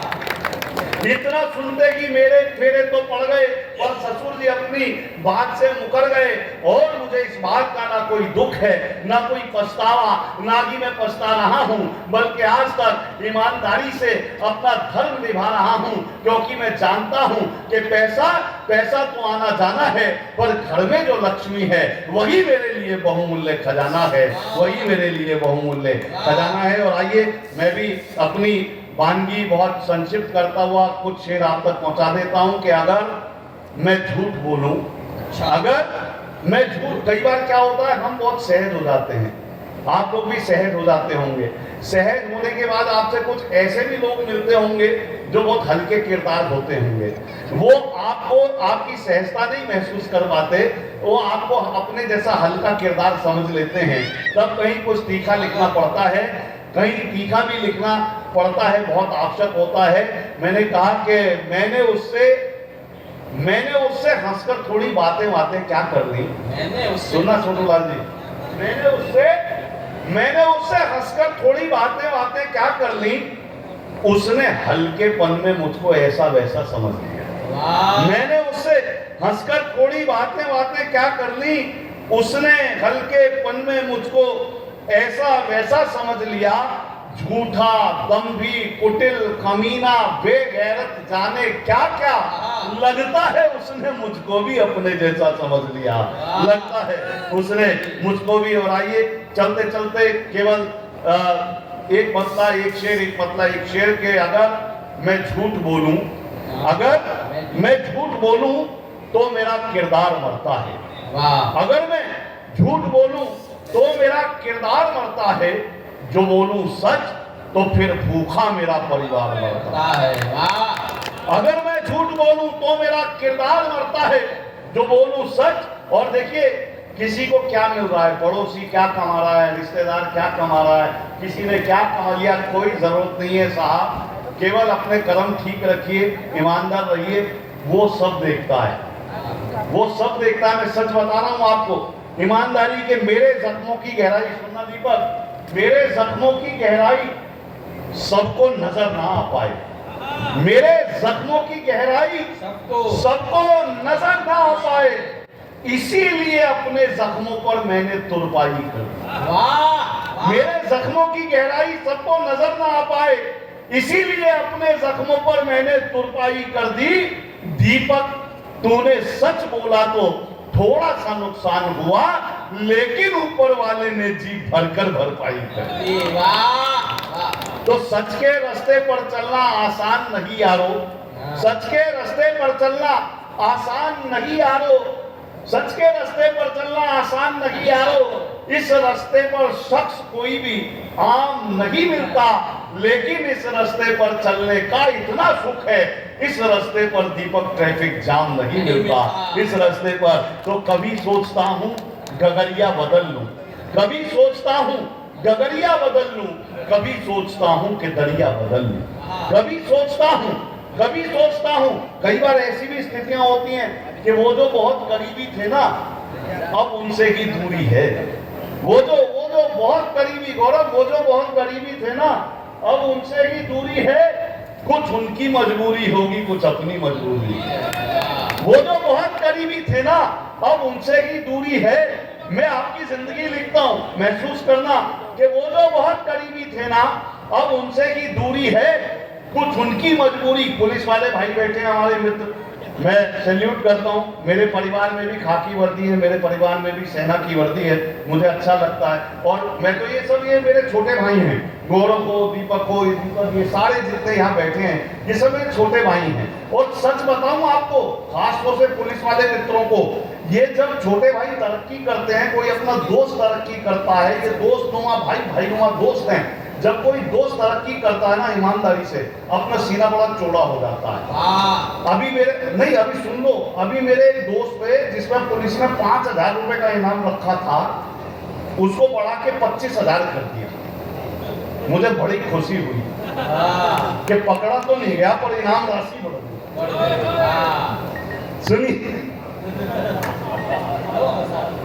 सुनिएगा, नहीं, वो दीपक कुछ और कह रहा है, मैं उसे कह रहा हूँ यार, अना कहते हैं स्वाभिमान को, कि अना से हम उठाकर सर निकल आए, अना से हम उठाकर सर निकल आए, यही रास्ता लगा बेहतर निकल आए। अना से हम उठाकर सर निकल आए, यही रास्ता लगा बेहतर निकल आए। और जिन्हें पैरों में दबने से बचाया था, उन्हीं सब चींटियों के पर निकल आए, उन्हीं सब चींटियों के आगे। अंतिम ये है कि कभी सोचता हूँ गगरिया बदल लूं, कभी सोचता हूँ गगरिया। कभी ऐसी एक महफिल जमाना साथ जहाँ पे उठ के जाने वाले ना हो, भरपूर बैठने वाले हो, फिर चाहे पूरी रात आप और हम एक साथ रहेंगे। लेकिन आज की वानगी इन 4-5 मिसरों के साथ, कि कभी सोचता हूँ गगरिया बदल लूं, कभी सोचता हूँ कि दरिया बदल लूं, कभी सोचता हूँ गगरिया बदल लूं, कभी सोचता हूँ कि दरिया बदल लूं। परेशान होता हूँ तो सोचता हूँ मैं पैसे कमाने का जरिया बदल लूं, परेशान होता हूँ तो सोचता हूँ मैं पैसे कमाने का जरिया बदल लूं। ये तहजीब की छत जो गिरने लगी है, ये तहजीब की छत जो गिरने लगी है, संभालूं इसे, इसका सरिया बदल लूं। जमाने को देखा तो बोला कबीरा, चलो मैं भी अपनी चदरिया बदल लूं, चलो मैं भी अपनी। बहुत आप मुझे पता है गौरी मिश्रा जी के इंतजार में बैठे, तो आपकी टीआरपी वो सब चैनलों में आते हैं, आप बिना चैनल के टीआरपी पा रहे। अरे ये अलग अलग टीवियों पे आते हैं, तुम एक पे ही आते। वो दादाजी ने अब अपना चश्मा साफ करा, उन्हें लगा के पूरे कवि सम्मेलन में अरे क्या मजा आ रहा भाई को, बहुत बढ़िया। दो दादाजी पांव लंबे करके बैठे, बहुत बढ़िया। ये कई दिनों से यहाँ छोटू लाल जी ने पोस्टर लगवा रखे हैं, इसमें गौरी जी का बड़ा बड़ा फोटो लग रहा है। तो कई दादाजी तो मोतियाबिंद का ऑपरेशन करा है कि वो आए तो ढंग से दिखे, रोज घर में वही डोकरी देखनी, इससे अच्छा आज कोई ढंग की चीज देखने को मिलेगी। ये लोग पहले यहाँ पे बैठे हुए होने चाहिए। अच्छा, मेरे से लगा करके गौरव जी तक, दीपक जी तक, ये दीपक वो दीपक, एक तो 3 तो दीपक बुला लिए, ये सब थक गए। आप इधर आओ इधर आओ इधर आओ, एक बंदा नहीं आया। उनके 2-4 यहाँ बैठे थे वो भी चले गए। हाँ, पर गौरी जी ने जैसे ही आपको बुलाया, क्या भक्ति भाव से आप आए। और ये देखिए उम्र 55 की लग रही है, लेकिन क्या मस्ती में है। मेड़ता में देर तक खुले रहते हैं क्या ठेके?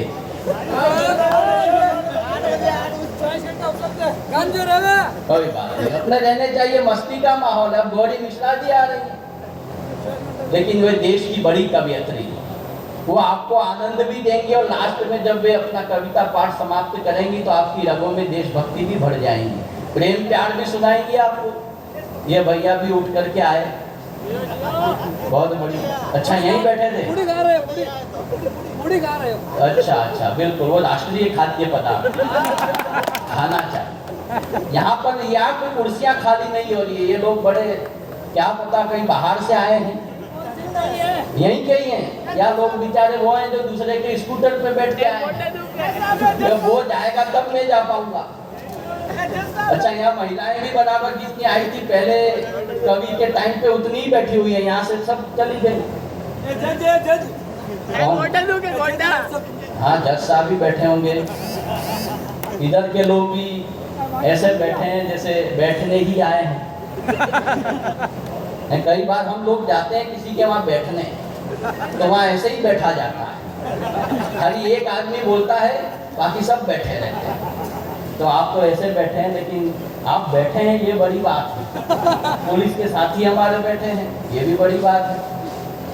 चारों ओर उधर दुकान को, इधर वो लारी भी खड़ी थी अभी कुल्फी वाली, घंटी बजा रहा। तो कवि सम्मेलन अब अपने चरम पर पहुंच रहा है। तो मैं इस मंच को पहले तो गौरी मिश्रा जी के लिए इसलिए तालियां बजाइए कि इन्होंने एक बढ़िया टीम मेड़ता के, इस बार मेड़ता में सारे नए कवि थे जो पहले कभी नहीं आए थे, तो गौरी मिश्रा के चयन के लिए एक बार तालियां बजाइए। और छोटू लाल जी इस बात के लिए बजाइए, एक कवि के पेमेंट में आपने सारी टीम बुला ली।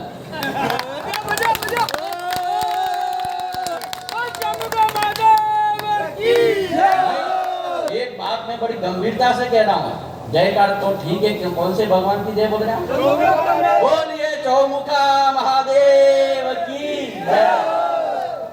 एक बात बड़ी गंभीरता से कह रहा हूँ, और जो कह रहा हूँ वो मैं भूल गया हूँ तो वो छोड़ता हूँ, लेकिन मैं गौरी मिश्रा को बुलाता हूँ।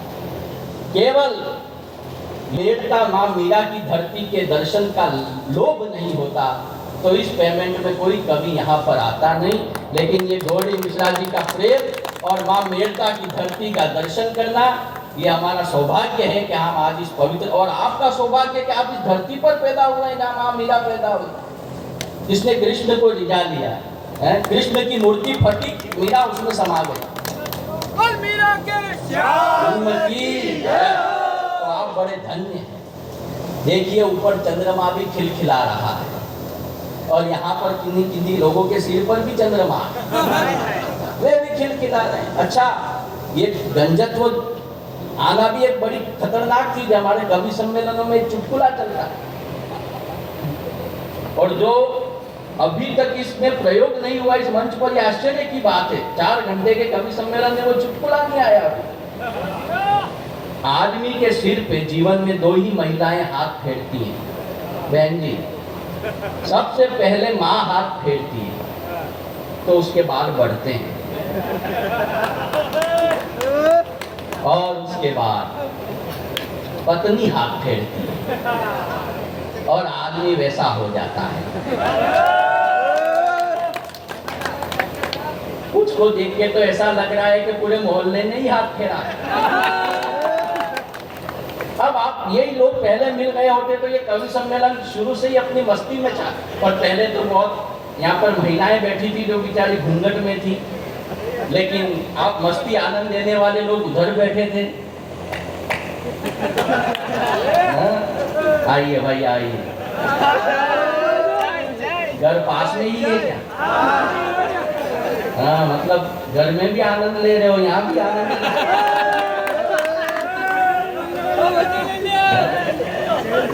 नहीं, वो आप गलत समझ रहे हैं, मेरे कोई गलत बात नहीं।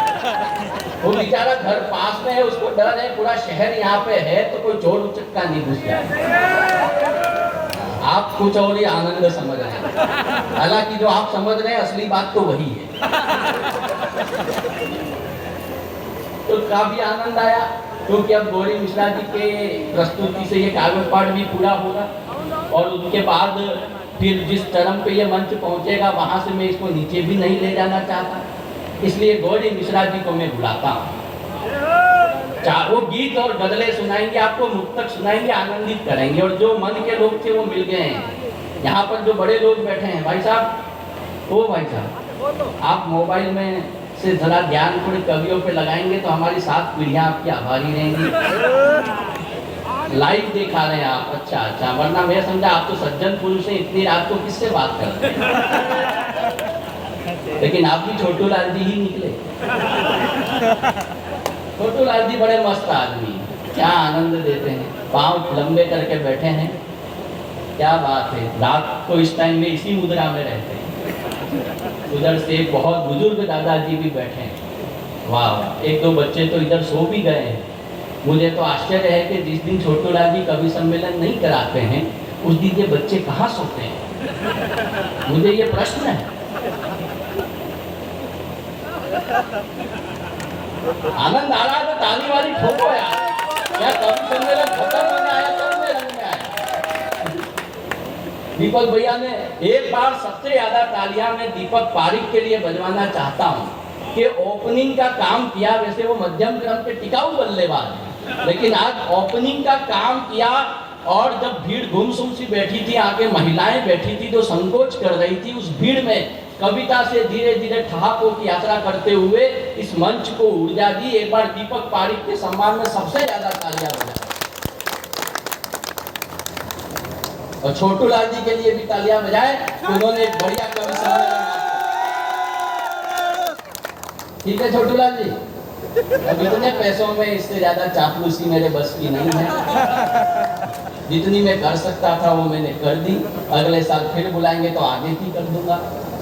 2 बच्चे अभी भी जग रहे हैं, ये अलग अलग परिवार से होंगे और सिंगल ही होंगे। रोज रात इतनी देर तक जगना अच्छी बात नहीं तो भाई अकेला ही रह जाता है। आइए, कार्यक्रम अब अपनी गति पकड़ रहा है। मैं गौरी मिश्रा को उठाना चाहता हूँ, 4 पंक्तियां। हाँ, उठा रहा हूँ भाई। अच्छा, तुम मुगले आजम और हम अनारकली, तुम कहोगे वैसे, बहुत बढ़िया, आ जाइए भैया। तो गौरी मिश्रा के वो गीत गाती हैं, अच्छे गीत गाती हैं, मैं उन्हें आवाज देता हूँ। 4 पंक्तियां कहीं से याद आती हैं मुझे कि आंख मिलने से कोई मीत जन्म लेता है, आंख मिलने से कोई मीत जन्म लेता है, दिल तन्हाई में। तुम्हारे कॉर्स की बात आ रही है?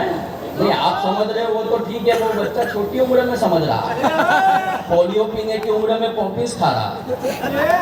आंख मिलने से कोई मीत जन्म लेता है, दिल तन्हाई में संगीत जन्म लेता है, और जब दफन होती है करवटें 1000 बातों की, तब कहीं जाकर एक गीत जन्म लेता है, तब कहीं जाकर एक गीत जन्म लेता है। तो ऐसे एक नहीं अनेक गीतों को रचकर देश और विदेश में हिंदी कवि सम्मेलनों में धूम मचाने वाली उत्तराखंड नैनीताल देवभूमि से आज मेड़ता की देवभूमि में आई हैं। जोरदार तालियों से गौरी मिश्रा जी का अभिनंदन करें।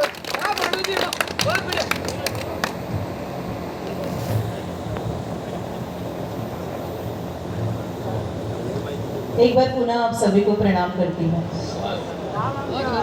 राम राम। यह सब आपके ही भक्त बैठे हैं।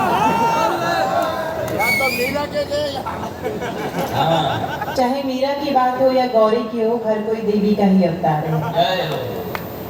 एक बार पुनः आप सभी को प्रणाम करती हूँ। उम्मीद करती हूँ जितने मन से आपने सबको सुना।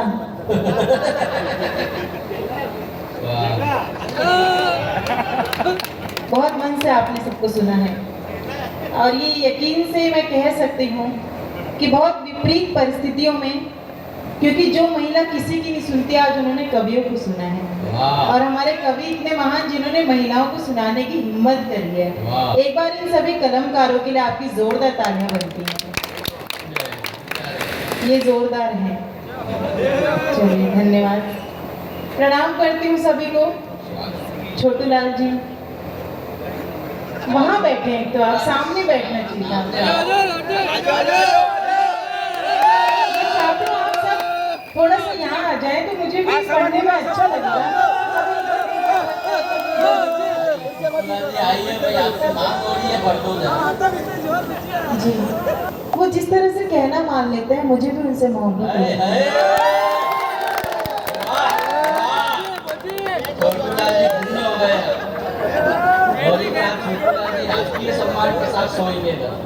चार पंक्तियों में मोहब्बत की परिभाषा देके अपने काव्य के सफर को शुरू करना चाहती हूँ, और अपना नहीं बल्कि छोटू लाल जी का सम्मान करवाना चाहती हूँ कि ना दुआ से मिलती है ना दवा से मिलती है। डीजे वाले बाबू इसका इको, वॉल्यूम, साउंड सब बढ़ा देना, बढ़ा दे भाई, क्योंकि अब गीत आ गया है, बांस जा चुका है। कि ना दुआ से मिलती है न दवा से मिलती है, ये मोहब्बत रहमते खुदा से मिलती है। और क्यों मोहब्बत करती हूँ मैं छोटू लाल जी से, क्योंकि इनकी सूरत, क्यों मोहब्बत करती हूँ मैं छोटू लाल जी से, क्योंकि इनकी सूरत मेरे बड़े भैया से मिलती है।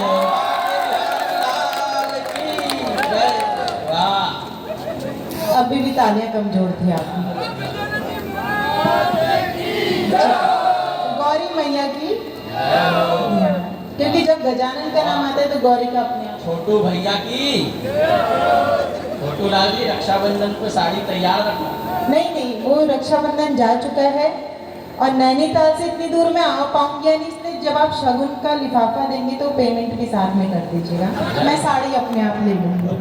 लेकिन बहुत मन से आप सुन रहे हैं, समझ रहे हैं। मेरे पास एक लिस्ट है, इसमें ताराचंद जी, प्रकाश जी, पवन आचार्य जी। पवन आचार्य जी कौन है? गए? अच्छा, पवन जी सच में आप बहुत अच्छे इंसान हैं। वो जिस होटल की तारीफ हो रही थी ना, उसके करता है कौन है?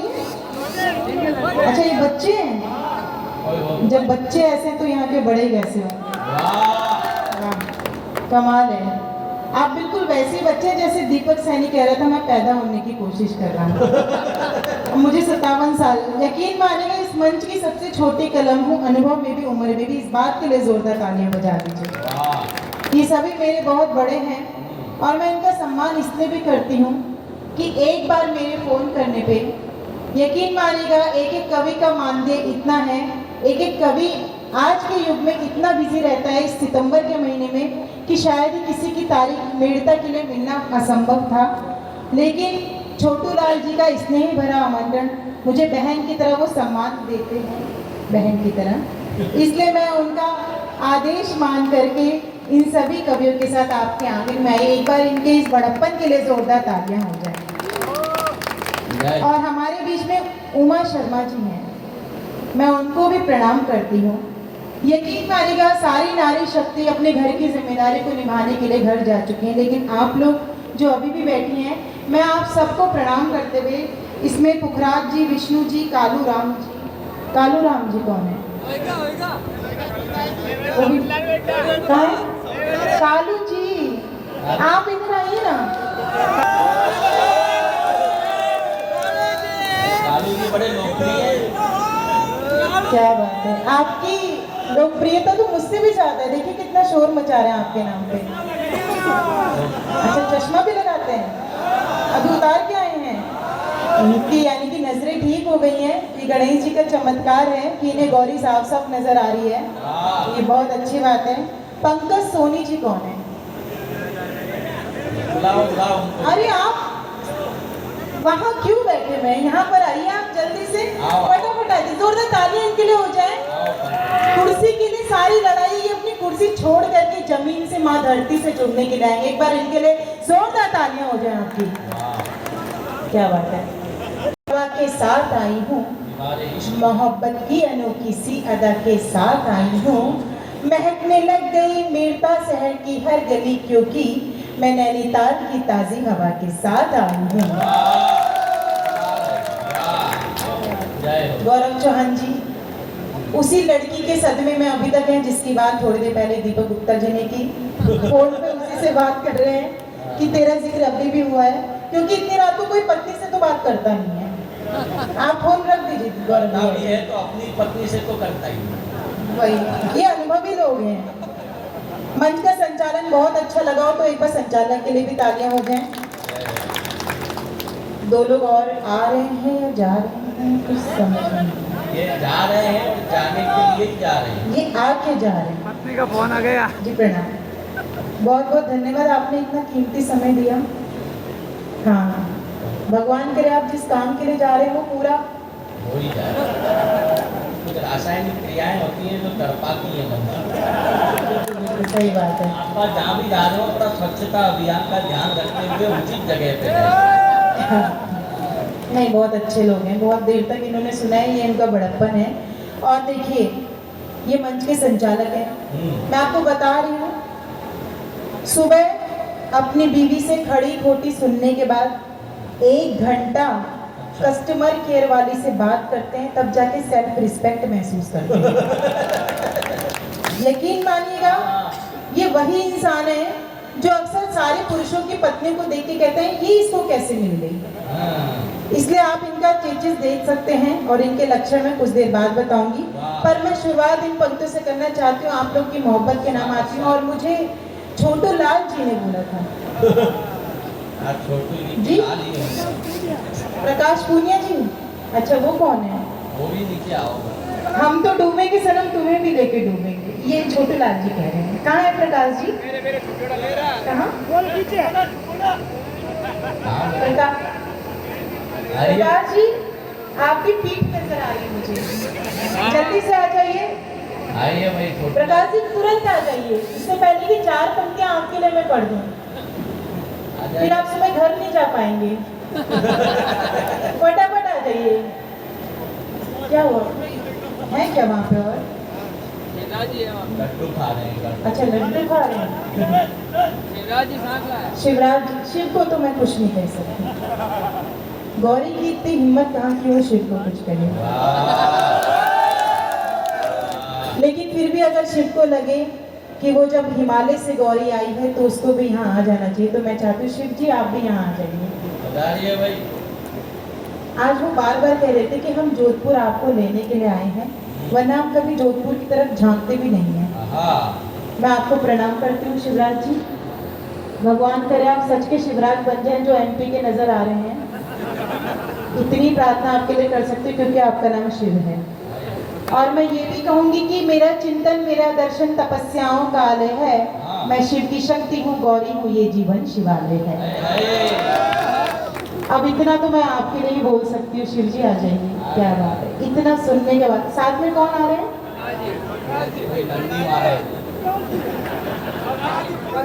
बजाज, बलराज, पुखराज, प्रकाश, इतने सारे दीपक के बाद अब प्रकाश आया है।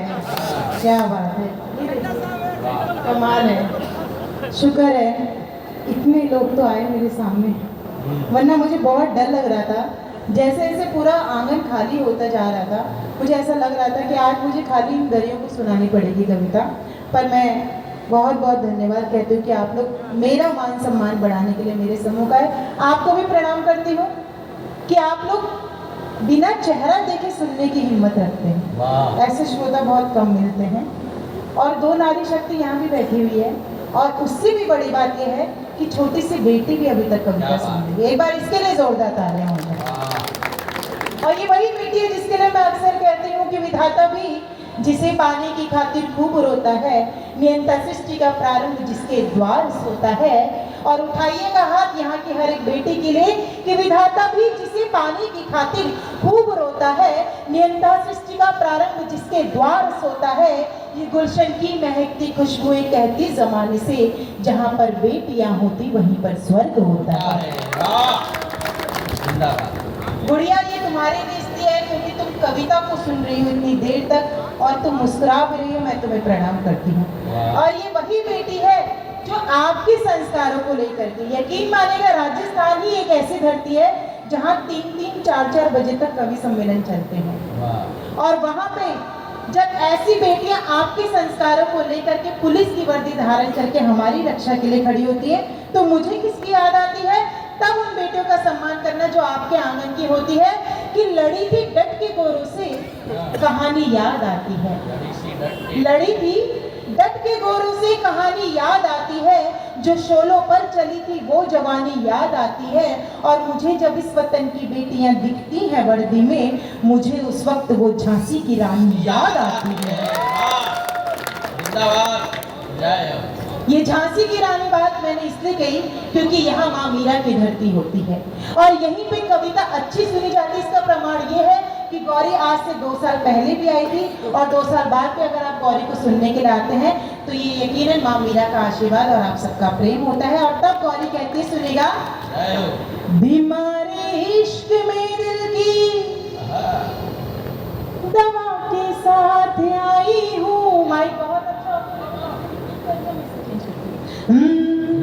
जहाँ दुश्वार है राही वही आराम लिखा है, यूं लगता है मोहब्बत का कोई पैगाम लिखा है। तालियों की ताल दीजिएगा और इस कविता की इस प्यारी से समारोह को यादगार बनाइएगा। जहाँ दुश्वार है राही वही आराम लिखा है। 1, 2, 3 जहाँ दुश्वार है राही वही आराम लिखा है, ये लगता है मोहब्बत का कोई पैगाम लिखा है, ये लगता है मोहब्बत का कोई पैगाम लिखा है। मैं अपना घर समझ कर के चली आई यहाँ क्योंकि, मैं अपना घर समझ कर के चली आई यहाँ क्योंकि तुम्हारे दिल, हाँ तुम्हारे दिल के दरवाजे पे मेरा नाम लिखा है। तुम्हारे दिल के दरवाजे पे मेरा नाम लिखा है, मेरा नाम लिखा है, मेरा नाम लिखा है। अरे वाह, गुलाबी नोट से ज्यादा गुलाबी गाल कर दूंगी। अच्छा आप यहाँ बैठे हैं? मैं कल आपको मथुरा में ढूंढ रही थी लेकिन अच्छा आप यहाँ मिल गए। देखिए इस बात को वो भी सुने जो दादा बनने की उम्र में दूल्हा बनने के सपने देख रहे हैं, पर अमल बिल्कुल भी ना करें, सिर्फ सुनिएगा। गौरव भैया बैठिए, बहन मानते हो तो बैठिए आप यहाँ चुपचाप। गौरव भैया जल्दी आइए, फटाफट आइए। स्वच्छता अभियान ये वीर रस के कवि हैं, ये मोहब्बत बिल्कुल नहीं झेल सकते हैं और इन्हें उसकी याद आ गई जिसके पीछे भागे जा रहे हैं। ईश्वर करे आप हमेशा उसकी याद में तड़पते रहें, ये मेरी दुआ है जी। धन्यवाद। सुनेगा, देखिए ये बातें जो है मैं अक्सर इसलिए कर देती हूँ क्योंकि मंच पे आया हर एक कलाकार आपसे ताले मांगता है और ये वो युवा है जिनके लिए अक्सर गौरी मिश्रा कहती है कि इन्हें बस जन्म मुझे लेने एक और इंसान आए थे। वो कहाँ है? विष्णु। वो कहाँ है? आ रहे हैं। वो चले कहाँ गए? विष्णु भी आए थे। यकीन मानिएगा यहाँ के युवा इतने अच्छे हैं, इतने अच्छे हैं। अब आप यहाँ के युवाओं के लिए तालियां बजाइएगा। इन्हें बस जनवरी दे दो, दिसंबर मांग लेते हैं, जमी दिखती नहीं फिर भी ये अंबर मांग लेते हैं, जमी दिखती नहीं फिर भी ये अंबर मांग लेते हैं। बताओ क्या किया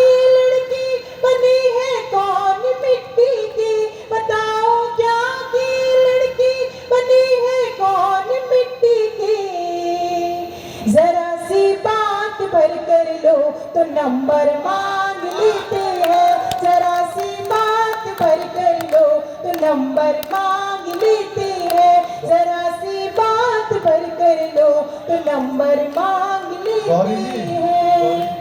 ये नैनीताल नहीं है, ये राजस्थान है। नंबर नहीं मांगते, गोत्र पूछते हैं। वाह, बिल्कुल, ये बात उसी इंसान ने कही है जो आज भी ऐसे काम करते हैं, और इसलिए इनकी शादी नहीं हुई अभी तक। बोले दे छोटू लाल जी ने इनको घर पर पगड़ी पहना दी। अच्छा, मतलब टोपी पहना दी है। हाँ, ये जल्दी नहीं, ये छोटू लाल जी कर सकते हैं टोपी पहनाने का काम, बहुत महान इंसान है, लेकिन छोटू लाल जी बहुत मान सम्मान देते बोले हैं। दे, बोले, कुछ हमारे बुजुर्ग दादाजी बैठे हैं, जरा उनके सम्मान में भी कुछ। नहीं, मैं बुजुर्गों के लिए ये तो बिल्कुल भी नहीं कहूंगी कि कब्र में पैर लट के प्यार की रिक्वेस्ट करते हैं, ईश्वर के नाम पे बुढ़े बड़ा इन्वेस्ट करते हैं, ये मैं बिल्कुल भी नहीं कहूंगी।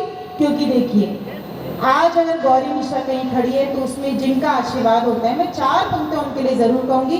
और अब मुझे ये आभास करेगा कि ये संस्कारों की धरती है, ये आंधी है या तूफान है, कहर है या कयामत है, मेरी कश्ती फंसी मझधार, लहरों की बगावत है, और क्या रोकेंगे भला ये राह, मेरी राह के पत्थर।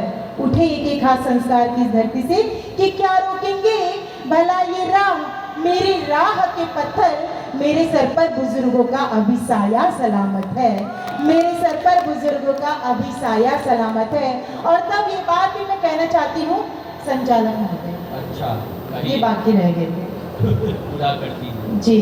एक छंद में सुनाना चाहती हूँ उनके सम्मान में, उनको ऐसा ना लगे कि उनका सम्मान नहीं हुआ है, क्योंकि यहाँ दीपक सैनी जी का सम्मान हुआ, हमारे संचालक महोदय का नहीं हुआ।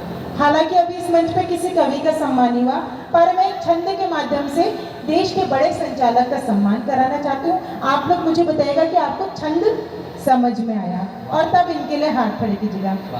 एक बार इनके घर गई तो मैंने कहा, आज का कवि जी अखबार दिखा दीजिए। एक बार इनके घर गई तो मैंने कहा, आज का कवि जी अखबार दिखा दीजिए। गुस्से में ये बोले, घर ले जाने तो दूंगा नहीं, जितना भी पढ़ना है यही पढ़ लीजिए। कुछ दिन बाद, थामिएगा और इसके बाद हाथ उठाएगा। कुछ दिन बाद ये पधार जी हमारे घर, बोले गौरी जी हमें तो झाड़ू दे दीजिए। हमने भी कहा घर ले जाने तो दूंगी नहीं, हमने भी कहा घर ले जाने तो दूंगी नहीं, जितनी लगानी है यहीं पे लगा लीजिए। हमने भी कहा घर ले जाने तो दूंगी नहीं, जितनी लगानी है यहीं पे लगा लीजिए। और तब मैं ये संचालक को इतनी बड़ी बड़ी बातें कह रही है, झाड़ू यहीं पे लगा लीजिए, मैं तो झाड़ू क्या वहीं रहने को तैयार हूँ। 4 पंक्तियां संचालक की तरफ से भी सुने, ऐसे नहीं छुटपुट तालियां नहीं, एक बार जोरदार हो जाओ। हाँ छोटोलाल जी, आप भी बजाओ, देखने में मस्त बज रहे हो, ताली भी बजाओ। हम न होते तो गजल कौन कहता, तुम्हारे चेहरे को कमल कौन कहता, और ये तो एहसान मानो हम संचालकों का, वरना कब्रों को ताजमहल कौन कहता। ये बहुत महान इंसान है, इतने महान हैं, मुझे किसी की 4 पंक्तियां याद आती हैं कि जो भंवर के ना हुए वो छोर के क्या होंगे। बाबा कीजिए कि जो भंवर के ना हुए वो छोर के क्या होंगे। नारी शक्ति भी साथ दे कि जो भंवर के ना हुए वो छोर के क्या होंगे, जो सांझ के ना हुए वो भोर के क्या होंगे। माना कि है ये बहुत बड़े संचालक, पर जो अपनी बीवी के ना हुए किसी और के क्या होंगे। अच्छा, अरे आप तो सब पढ़े लिखे हो, इस पंक्ति को ध्यान से सुनना, जो अपनी बीवी के ना हुए वो किसी और के क्या होंगे। मतलब इसका भावार्थ ये है कि जो बीवी का हो जाए वो किसी और का हो सकता। इसका मतलब ये नहीं, इसका मतलब क्या है, मैं एक और छंद सुनाती हूँ, दोबारा इनका सम्मान कीजिएगा। कुशल सुनार ने लोहार से कहा कि यार, कुशल सुनार हीरे को तू अंगूठी में जड़ नहीं पाएगा।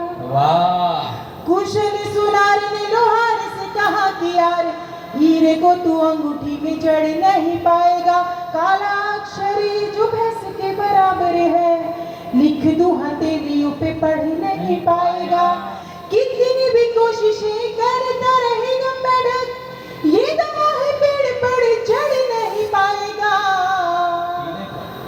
गीदड़ ने जंग जीती होगी घर ही घर पे, शेरनी के सामने तू लड़ नहीं पाएगा, शेरनी के सामने तू लड़ नहीं पाएगा। तब मैं ये बात जरूर कहना चाहती हूँ कि ये हिम्मत गौरी को कहाँ से आती है। जब मेड़ता की धरती से कोई मीरा निकलती है, जब राजस्थान की धरती से पद्मावती निकलती है, जब हाड़ा रानी निकलती है, तो एक एक नारी को ध्यान में रखिएगा और आप इस गौरी को सम्मान दीजिएगा। कृष्ण की निगाह से निहार जो तनिक भी तो सुध बुध भूल राधा रानी बन जाएगी। कृष्ण की निगाह से निहार जो तनिक भी तो सुध बुध भूल राधा रानी बन जाएगी। प्रेम भक्ति भावना में विश्व भी पिएगी हंस, गाएगी तो मीरा सी दीवानी बन जाएगी, गाएगी तो मीरा सी दीवानी बन जाएगी। देश में कुदृष्टि यदि डाली जो विदेशियों ने, रण में झांसी वाली रानी बन जाएगी। अब सबका आशीर्वाद मिले मुझे। गौरी तो है शिव की अनन्य सेविका, परंतु गौरी तो है शिव की अनन्य सेविका, परंतु अस्मिता लुटेगी तो भवानी बन जाएगी। गौरी तो है शिव की अनन्य सेविका, परंतु अस्मिता लुटेगी तो भवानी बन जाएगी, अस्मिता लुटेगी तो भवानी बन जाएगी। और उस रस की तरफ पढ़ती सुनेगा। आज की जो रात साथ आपने दिया तो देख लेना बात कितनी सुहानी बन जाएगी। शर्त वही है 1 2 3 4। आज की जो रात साथ आपने दिया तो देख लेना बात कितनी सुहानी बन जाएगी। मन की अंगूठी में जड़ेंगे रत्न मणिक से, हाँ मन की अंगूठी में जड़ेंगे रत्न मणिक से, भूल न सकोगे वो निशानी बन जाएगी, भूल न सकोगे वो निशानी बन जाएगी। दिल थाम लेना गौरी दिल में समा न जाए, हाँ दिल थाम लेना गौरी दिल में समा न जाए। बातों बातों में कोई कहानी बन जाएगी। छोरी कमाल की है गौरी नैनीताल की है, हाँ छोरी कमाल की है गौरी नैनीताल की है। तालियों से चाल मस्तानी बन जाएगी, तालियों से चाल मस्तानी बन जाएगी, तालियों से चाल मस्तानी बन जाएगी। और तब कहती हूँ क्योंकि विष्णु भी आ चुके हैं, शंकर जी भी आ चुके हैं, और गौरी कहती है सुनेगा। स्वागत स्वागत क्या पढ़ रहे? गुलाबी नोट से ज्यादा बाबा करो विष्णु, गुलाबी गाल कर दूंगी। ये मोहल्ला बहुत अच्छा है, मैंने इनकी तारीफ में कुछ भी नहीं पढ़ा फिर भी आह और वाह कर रहे हैं। दो को ले जाना सुबह साथ। आप लोग नाराज मत होइए, क्योंकि जो तेरी बेरुखी नजरें मेरी पहचान जाएगी, मेरे होठों पे ये रखी हुई मुस्कान जाएगी। यही हंसकर कहा एक बाग में तितली ने भंवरे से, तुम्हारे इश्क में एक दिन हमारी जान जाएगी। और इसी मोहब्बत के नाम कहती हूँ। गुलाबी नोट से ज्यादा गुलाबी गाल कर दूंगी, तुम्हें अपनी मोहब्बत से मैं माला माल कर दूंगी, तुम्हें अपनी मोहब्बत से मैं माला माल कर दूंगी। बहुत नादान है यूं तो ये नैनीताल की गौरी, बहुत नादान है यूं तो ये नैनीताल की गौरी। मिले ताली हाँ मिले ताली तो मिलता को भी नैनीताल कर दूंगी, मिले ताली तो इस धरती को नैनीताल कर दूंगी। जो ना ताली बजाई तो, जो ना ताली बजाई तो कंगाल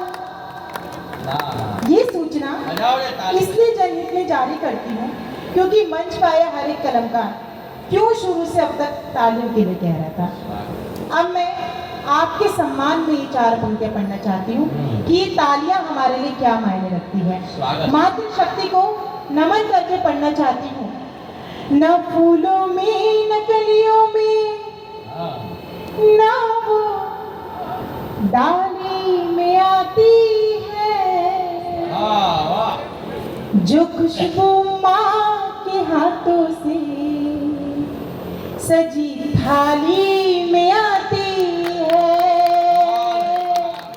अब आप मेरे नहीं अपने सम्मान में हाथ खड़े की जगह कहती हूँ, न फूलों में न कलियों में न वो डाली में आती है, जो खुशबू माँ के हाथों से सजी थाली में आती है, जो खुशबू माँ के हाथों से सजी थाली में आती है। वो एक आवाज जो आती किसी मंदिर की घंटी से, वो एक आवाज जो आती किसी मंदिर की घंटी से, वही आवाज हमको आपकी ताली में आती है, वही आवाज हमको आपकी ताली में आती है, ताली में आती है, ताली में आती है। यकीन मानिएगा ये वही माटी है जहां अक्सर कुछ लोग कहते हैं कि हमें बाबा लोग छल लेते हैं। अरे जिस मन मंदिर में श्री राम को बसाना था, वहां अगर आशाराम को बसाएंगे तो ऐसे छल प्रपंच हमारे साथ होते रहेंगे। ये तालियां तब बजाइएगा जब मैं 4 पंक्तों में एक बात कहूंगी कि राम हमें कहाँ ढूंढने चाहिए थे और राम हमने कहाँ ढूंढे।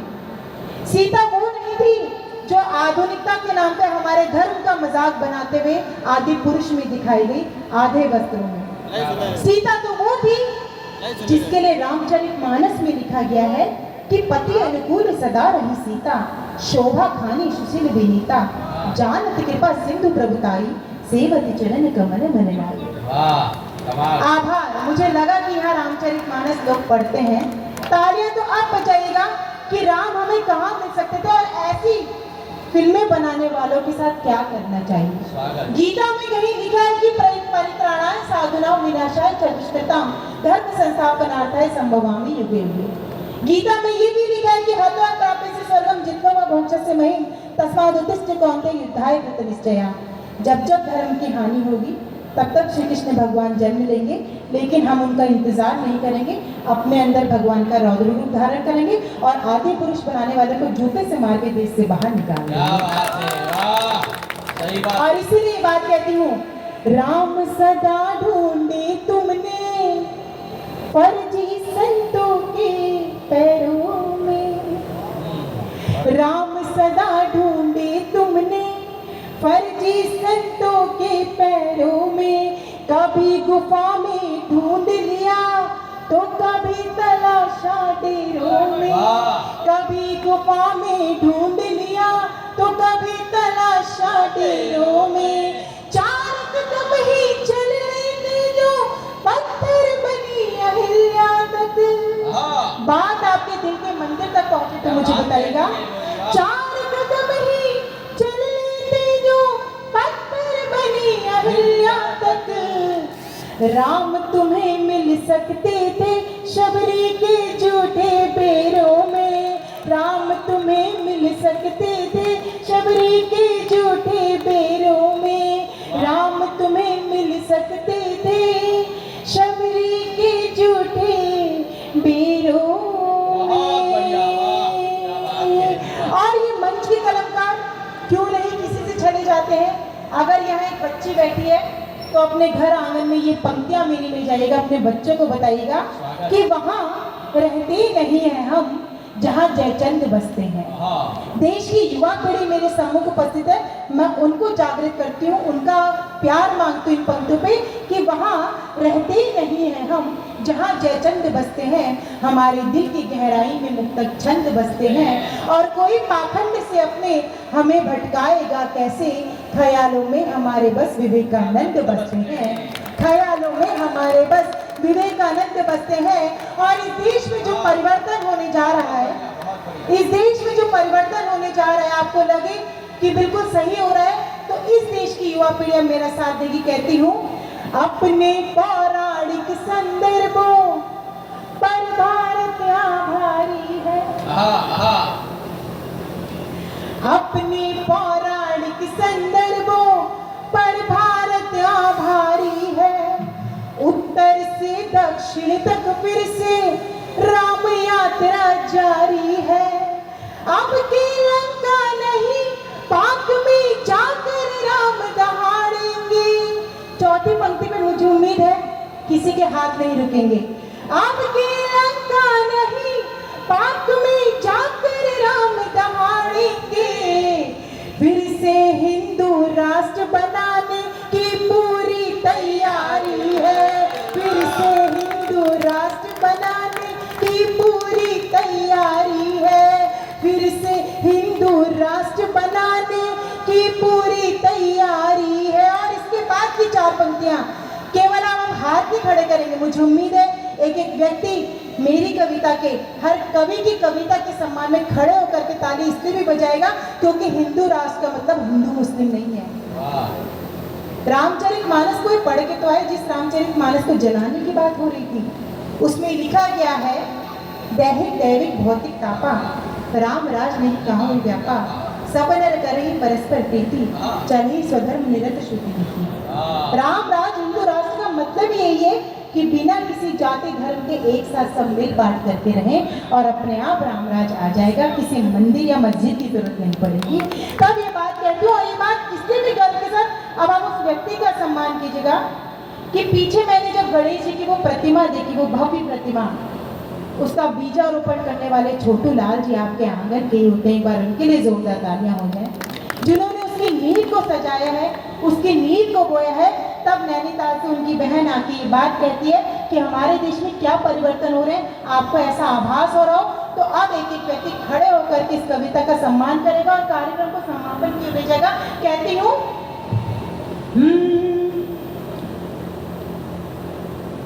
सबकी आशा पूरी होगी, समय बदलने वाला है। ध्यान से सुनिएगा और ध्यान लगा के अगर आपको समझ में आ जाए कि मेरा ध्यान सही जगह गया है तो मुझे बता दीजिएगा। सबकी आशा पूरी होगी और समय बदलने वाला है। हिंदुस्तान में हिंदू सीना तान के चलने वाला है।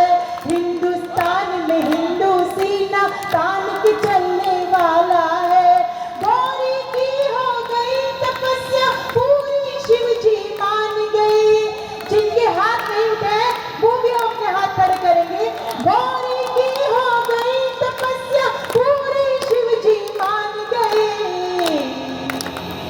जन्मभूमि में श्री राम का मंदिर बनने वाला है। जन्मभूमि में श्री राम का मंदिर बनने वाला है। जन्मभूमि में श्री राम का मंदिर बनने वाला है। मंदिर बनने वाला है। खड़े हो जाइए, मंदिर बनने वाला है। हाँ, जन्मभूमि में श्री राम का मंदिर बनने वाला है। मंदिर बनने वाला है। हाँ, जन्मभूमि में श्री राम का मंदिर बनने वाला है। जय श्री राम। गौरी जी की एक बड़ी लोकप्रिय कविता है, गीत है, उससे इस कवि सम्मेलन की पूर्णाहुति होगी। मेरे देश की माटी, और आप खड़े होकर संवेद स्वर में उसमें तालियां बजाएंगे। मैं गौरी जी से निवेदन करता हूं कि वे मेरे देश की माटी, मेरे देश की माटी, जय श्री राम। गौरी जी का वो गीत सुनना चाहते हो, तालियां बजाएं। मेरे देश की माटी। अरे भाई साहब, बेन बोलो, बेन क्या बात है। जवान साहब, एक बार बिल्कुल गौरी जी के बाद एक बार गौरी जी के बाद बिल्कुल बिल्कुल, ये मेरे बड़े भाई हैं और गौरी के बाद ही गौरव का नंबर आता है। तो एक बात कहना चाहती हूँ देखिए, समय की अपनी सीमा है, सीमा लेके और वो लप्पू सातों तो लेकिन एक बात कहना चाहती हूँ, मैंने अगर अब आपको इस मुकाम पे लाके खड़ा कर दिया है कि मैं उस गीत के साथ इस कार्यक्रम को समापन की ओर ले जाना चाहती हूँ, जिस गीत में मैंने राणा का जिक्र किया है, जिस गीत में मैंने घास की रोटी का जिक्र किया है, और ये इस माटी की आरती का गीत है, और आरती के बाद मुझे नहीं लगता कुछ और पढ़ना या सुनना चाहिए। इसलिए मैं चाहती हूँ गौरव भैया पढ़ दें ताकि आप लोग की इच्छा भी पूरी हो जाए।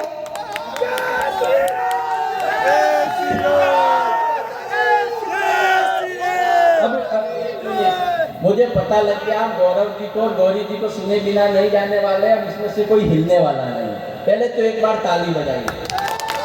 अब छोटू लाल जी एक निवेदन बार बार मुझसे कर रहे हैं कि वो कुछ कवियों का सम्मान बाकी है, तो वो 2 मिनट का है, वो निवेदन कर दें, क्योंकि आपको सुने बिना ये लोग जाएंगे नहीं। हाँ, मैं छोटू लाल भैया का बहुत बहुत अभी को बंद कर, तो बांसुरी बज चुकी है, बांसुरा बजने वाला है। मैं मेरता के देशभक्त श्रोताओं को प्रणाम करता हूँ।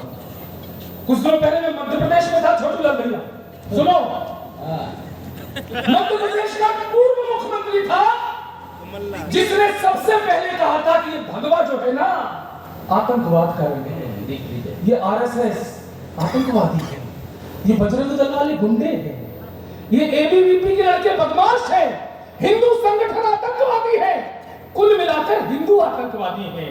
मेरठा सिटी के लोगों, गौरव चौहान छाती ठोक के कहता है हिंदू कुछ भी हो सकता है, आतंकवादी कभी नहीं हो सकता है। थोड़ा खुलिए। अरे हमारे घर में जब पूजा होती है तो हम कहते हैं धर्म की जय हो, अधर्म का नाश हो, प्राणियों में सद्भावना हो, विश्व का कल्याण हो। विश्व के कल्याण की कामना करने वाला हिंदू आतंकवादी कैसे हो गया? मैं उस मुख्यमंत्री का नाम नहीं लेना चाहता हूं, वरना आप समझ जाएंगे मैं दिग्विजय सिंह के बारे में बात कर रहा हूं। जवाब सुनना कम लोग हैं, तालियों का शंखनाद जबरदस्त करना, बताना कि हिंदू क्या है। ना हम जैसे मोहम्मद हैं, ना हम लश्कर के बेटे हैं, नहीं आतंकवादी हम भगत शेखर के बेटे हैं। अब या भेजी आपकी कोई अगर फख्र करता हो कि वो बाबर का बेटा है, चौथी पंक्ति हिला देना। कोई अगर फख्र करता हो कि वो बाबर का बेटा है, तो हमको फख्र है हम वीर सावरकर के बेटे हैं। मैं राजस्थान में आया हूं और यहाँ के वीर प्रताप महाराणा के ऊपर कुछ ना पढ़ूंगा। एक कविता सुन लेना और अपने उस वीर पुरुष पर गर्व करना। उत्तर प्रदेश से मेरे भी पुरखे अजमेर के रहने वाले थे, और मैं जब जब राजस्थान आता हूं इस मिट्टी को अपने माथे से लगाता हूं। कविता सुने क्या थे महाराणा प्रताप पर गर्व करना। जब मुगलों ने मिर्ची डाली पावन हल्दी घाटी में, सुनना क्या कविता। जब मुगलों ने मिर्ची डाली पावन हल्दी घाटी में, अग्नि पुष्प तब हुआ पल्लवित कुंभलगढ़ की माटी में। अग्नि पुष्प तब हुआ पल्लवित कुंभलगढ़ की माटी में। जो सिसोदिया कुल का गौरव स्वाभिमान का पोषक था, मुगलों से जो खुली जंग का एकमात्र उद्घोषक था। अरे तालियों के अकबर का अट्टहास रोका, अकबर का अट्टहास रोका, साहस के बलबूते से अरे समझौतों को ठोकर मारी जिसने अपने जूतों से। अरे इस्लामी गिद्धों के, अब मजा तो अब आएगा, इस्लामी गिद्धों के हरदम पंख कतरने वाला था, एक बार से दुश्मन के 2 टुकड़े करने वाला था, जिसका बल पौरुष दुनिया में अव्वल और निराला था। कवच किलो 81 का था विस्फोट करना, कवच किलो 81 का था और 72 भाला था। अरे चेतक पर सवार होकर जब युद्ध क्षेत्र में जाता था, बाबर की औलादों का कच्चा गीला हो जाता था। बाबर की औलादों का कच्चा गीला हो जाता था। 8 फुटा महाराणा से थे, सुनना, 8 फुटा महाराणा से कद अपना नापा करते थे, देख सामने अकबर के भी गुर्दे कांपा करते थे। बहुत आनंद आया, देख सामने अकबर के भी गुर्दे कांपा करते थे। और आप सबकी तालियां मानता हूं, घास चपाती खाने वाला खुद खुददार कहानी था। घास चपाती खाने वाला खुद खुददार कहानी था। अरे मेवाड़ी पानी के आगे अकबर पानी पानी। अंतिम 4 पंक्तियां पढ़ता मुझे विदा करना, और ज्यादा सुनना, दोबारा बुलाना। जीत हार की बात ना करिए, कौन जीता कौन हारा, जीत हार की बात ना करिए।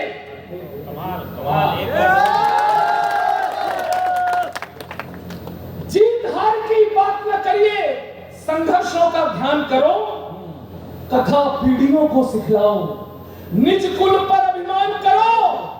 देखना इन पहाड़ियों को, गिरा जहां पर खून वहां का पत्थर पत्थर जिंदा है। गिरा जहां पर खून वहां का पत्थर पत्थर जिंदा है। जिस्म नहीं है मगर नाम का अक्षर अक्षर जिंदा है। और अक्षर अक्षर, विदा करना मुझे, अक्षर अक्षर अमर कहानी जीवन में ये गढ़ लेना। शौर्य कभी सो जाए तो राणा प्रताप को पढ़ लेना। सम्मान की जय, कण कण में गौरव गाता है, वीरों के सम्मान की जय, राणा के भाले की जय है, तरकश तीर कमान की जय, राणा के भाले की जय, तरकश तीर कमान की जय।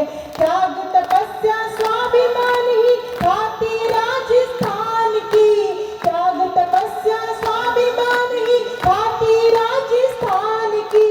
गौरी के संग मिलकर बोलो, गौरी के संग मिलकर बोलो, अपने राजस्थान की जय। गौरी के संग मिलकर बोलो, अपने राजस्थान की जय। गौरी के संग मिलकर बोलो, राजस्थान की जय। अपने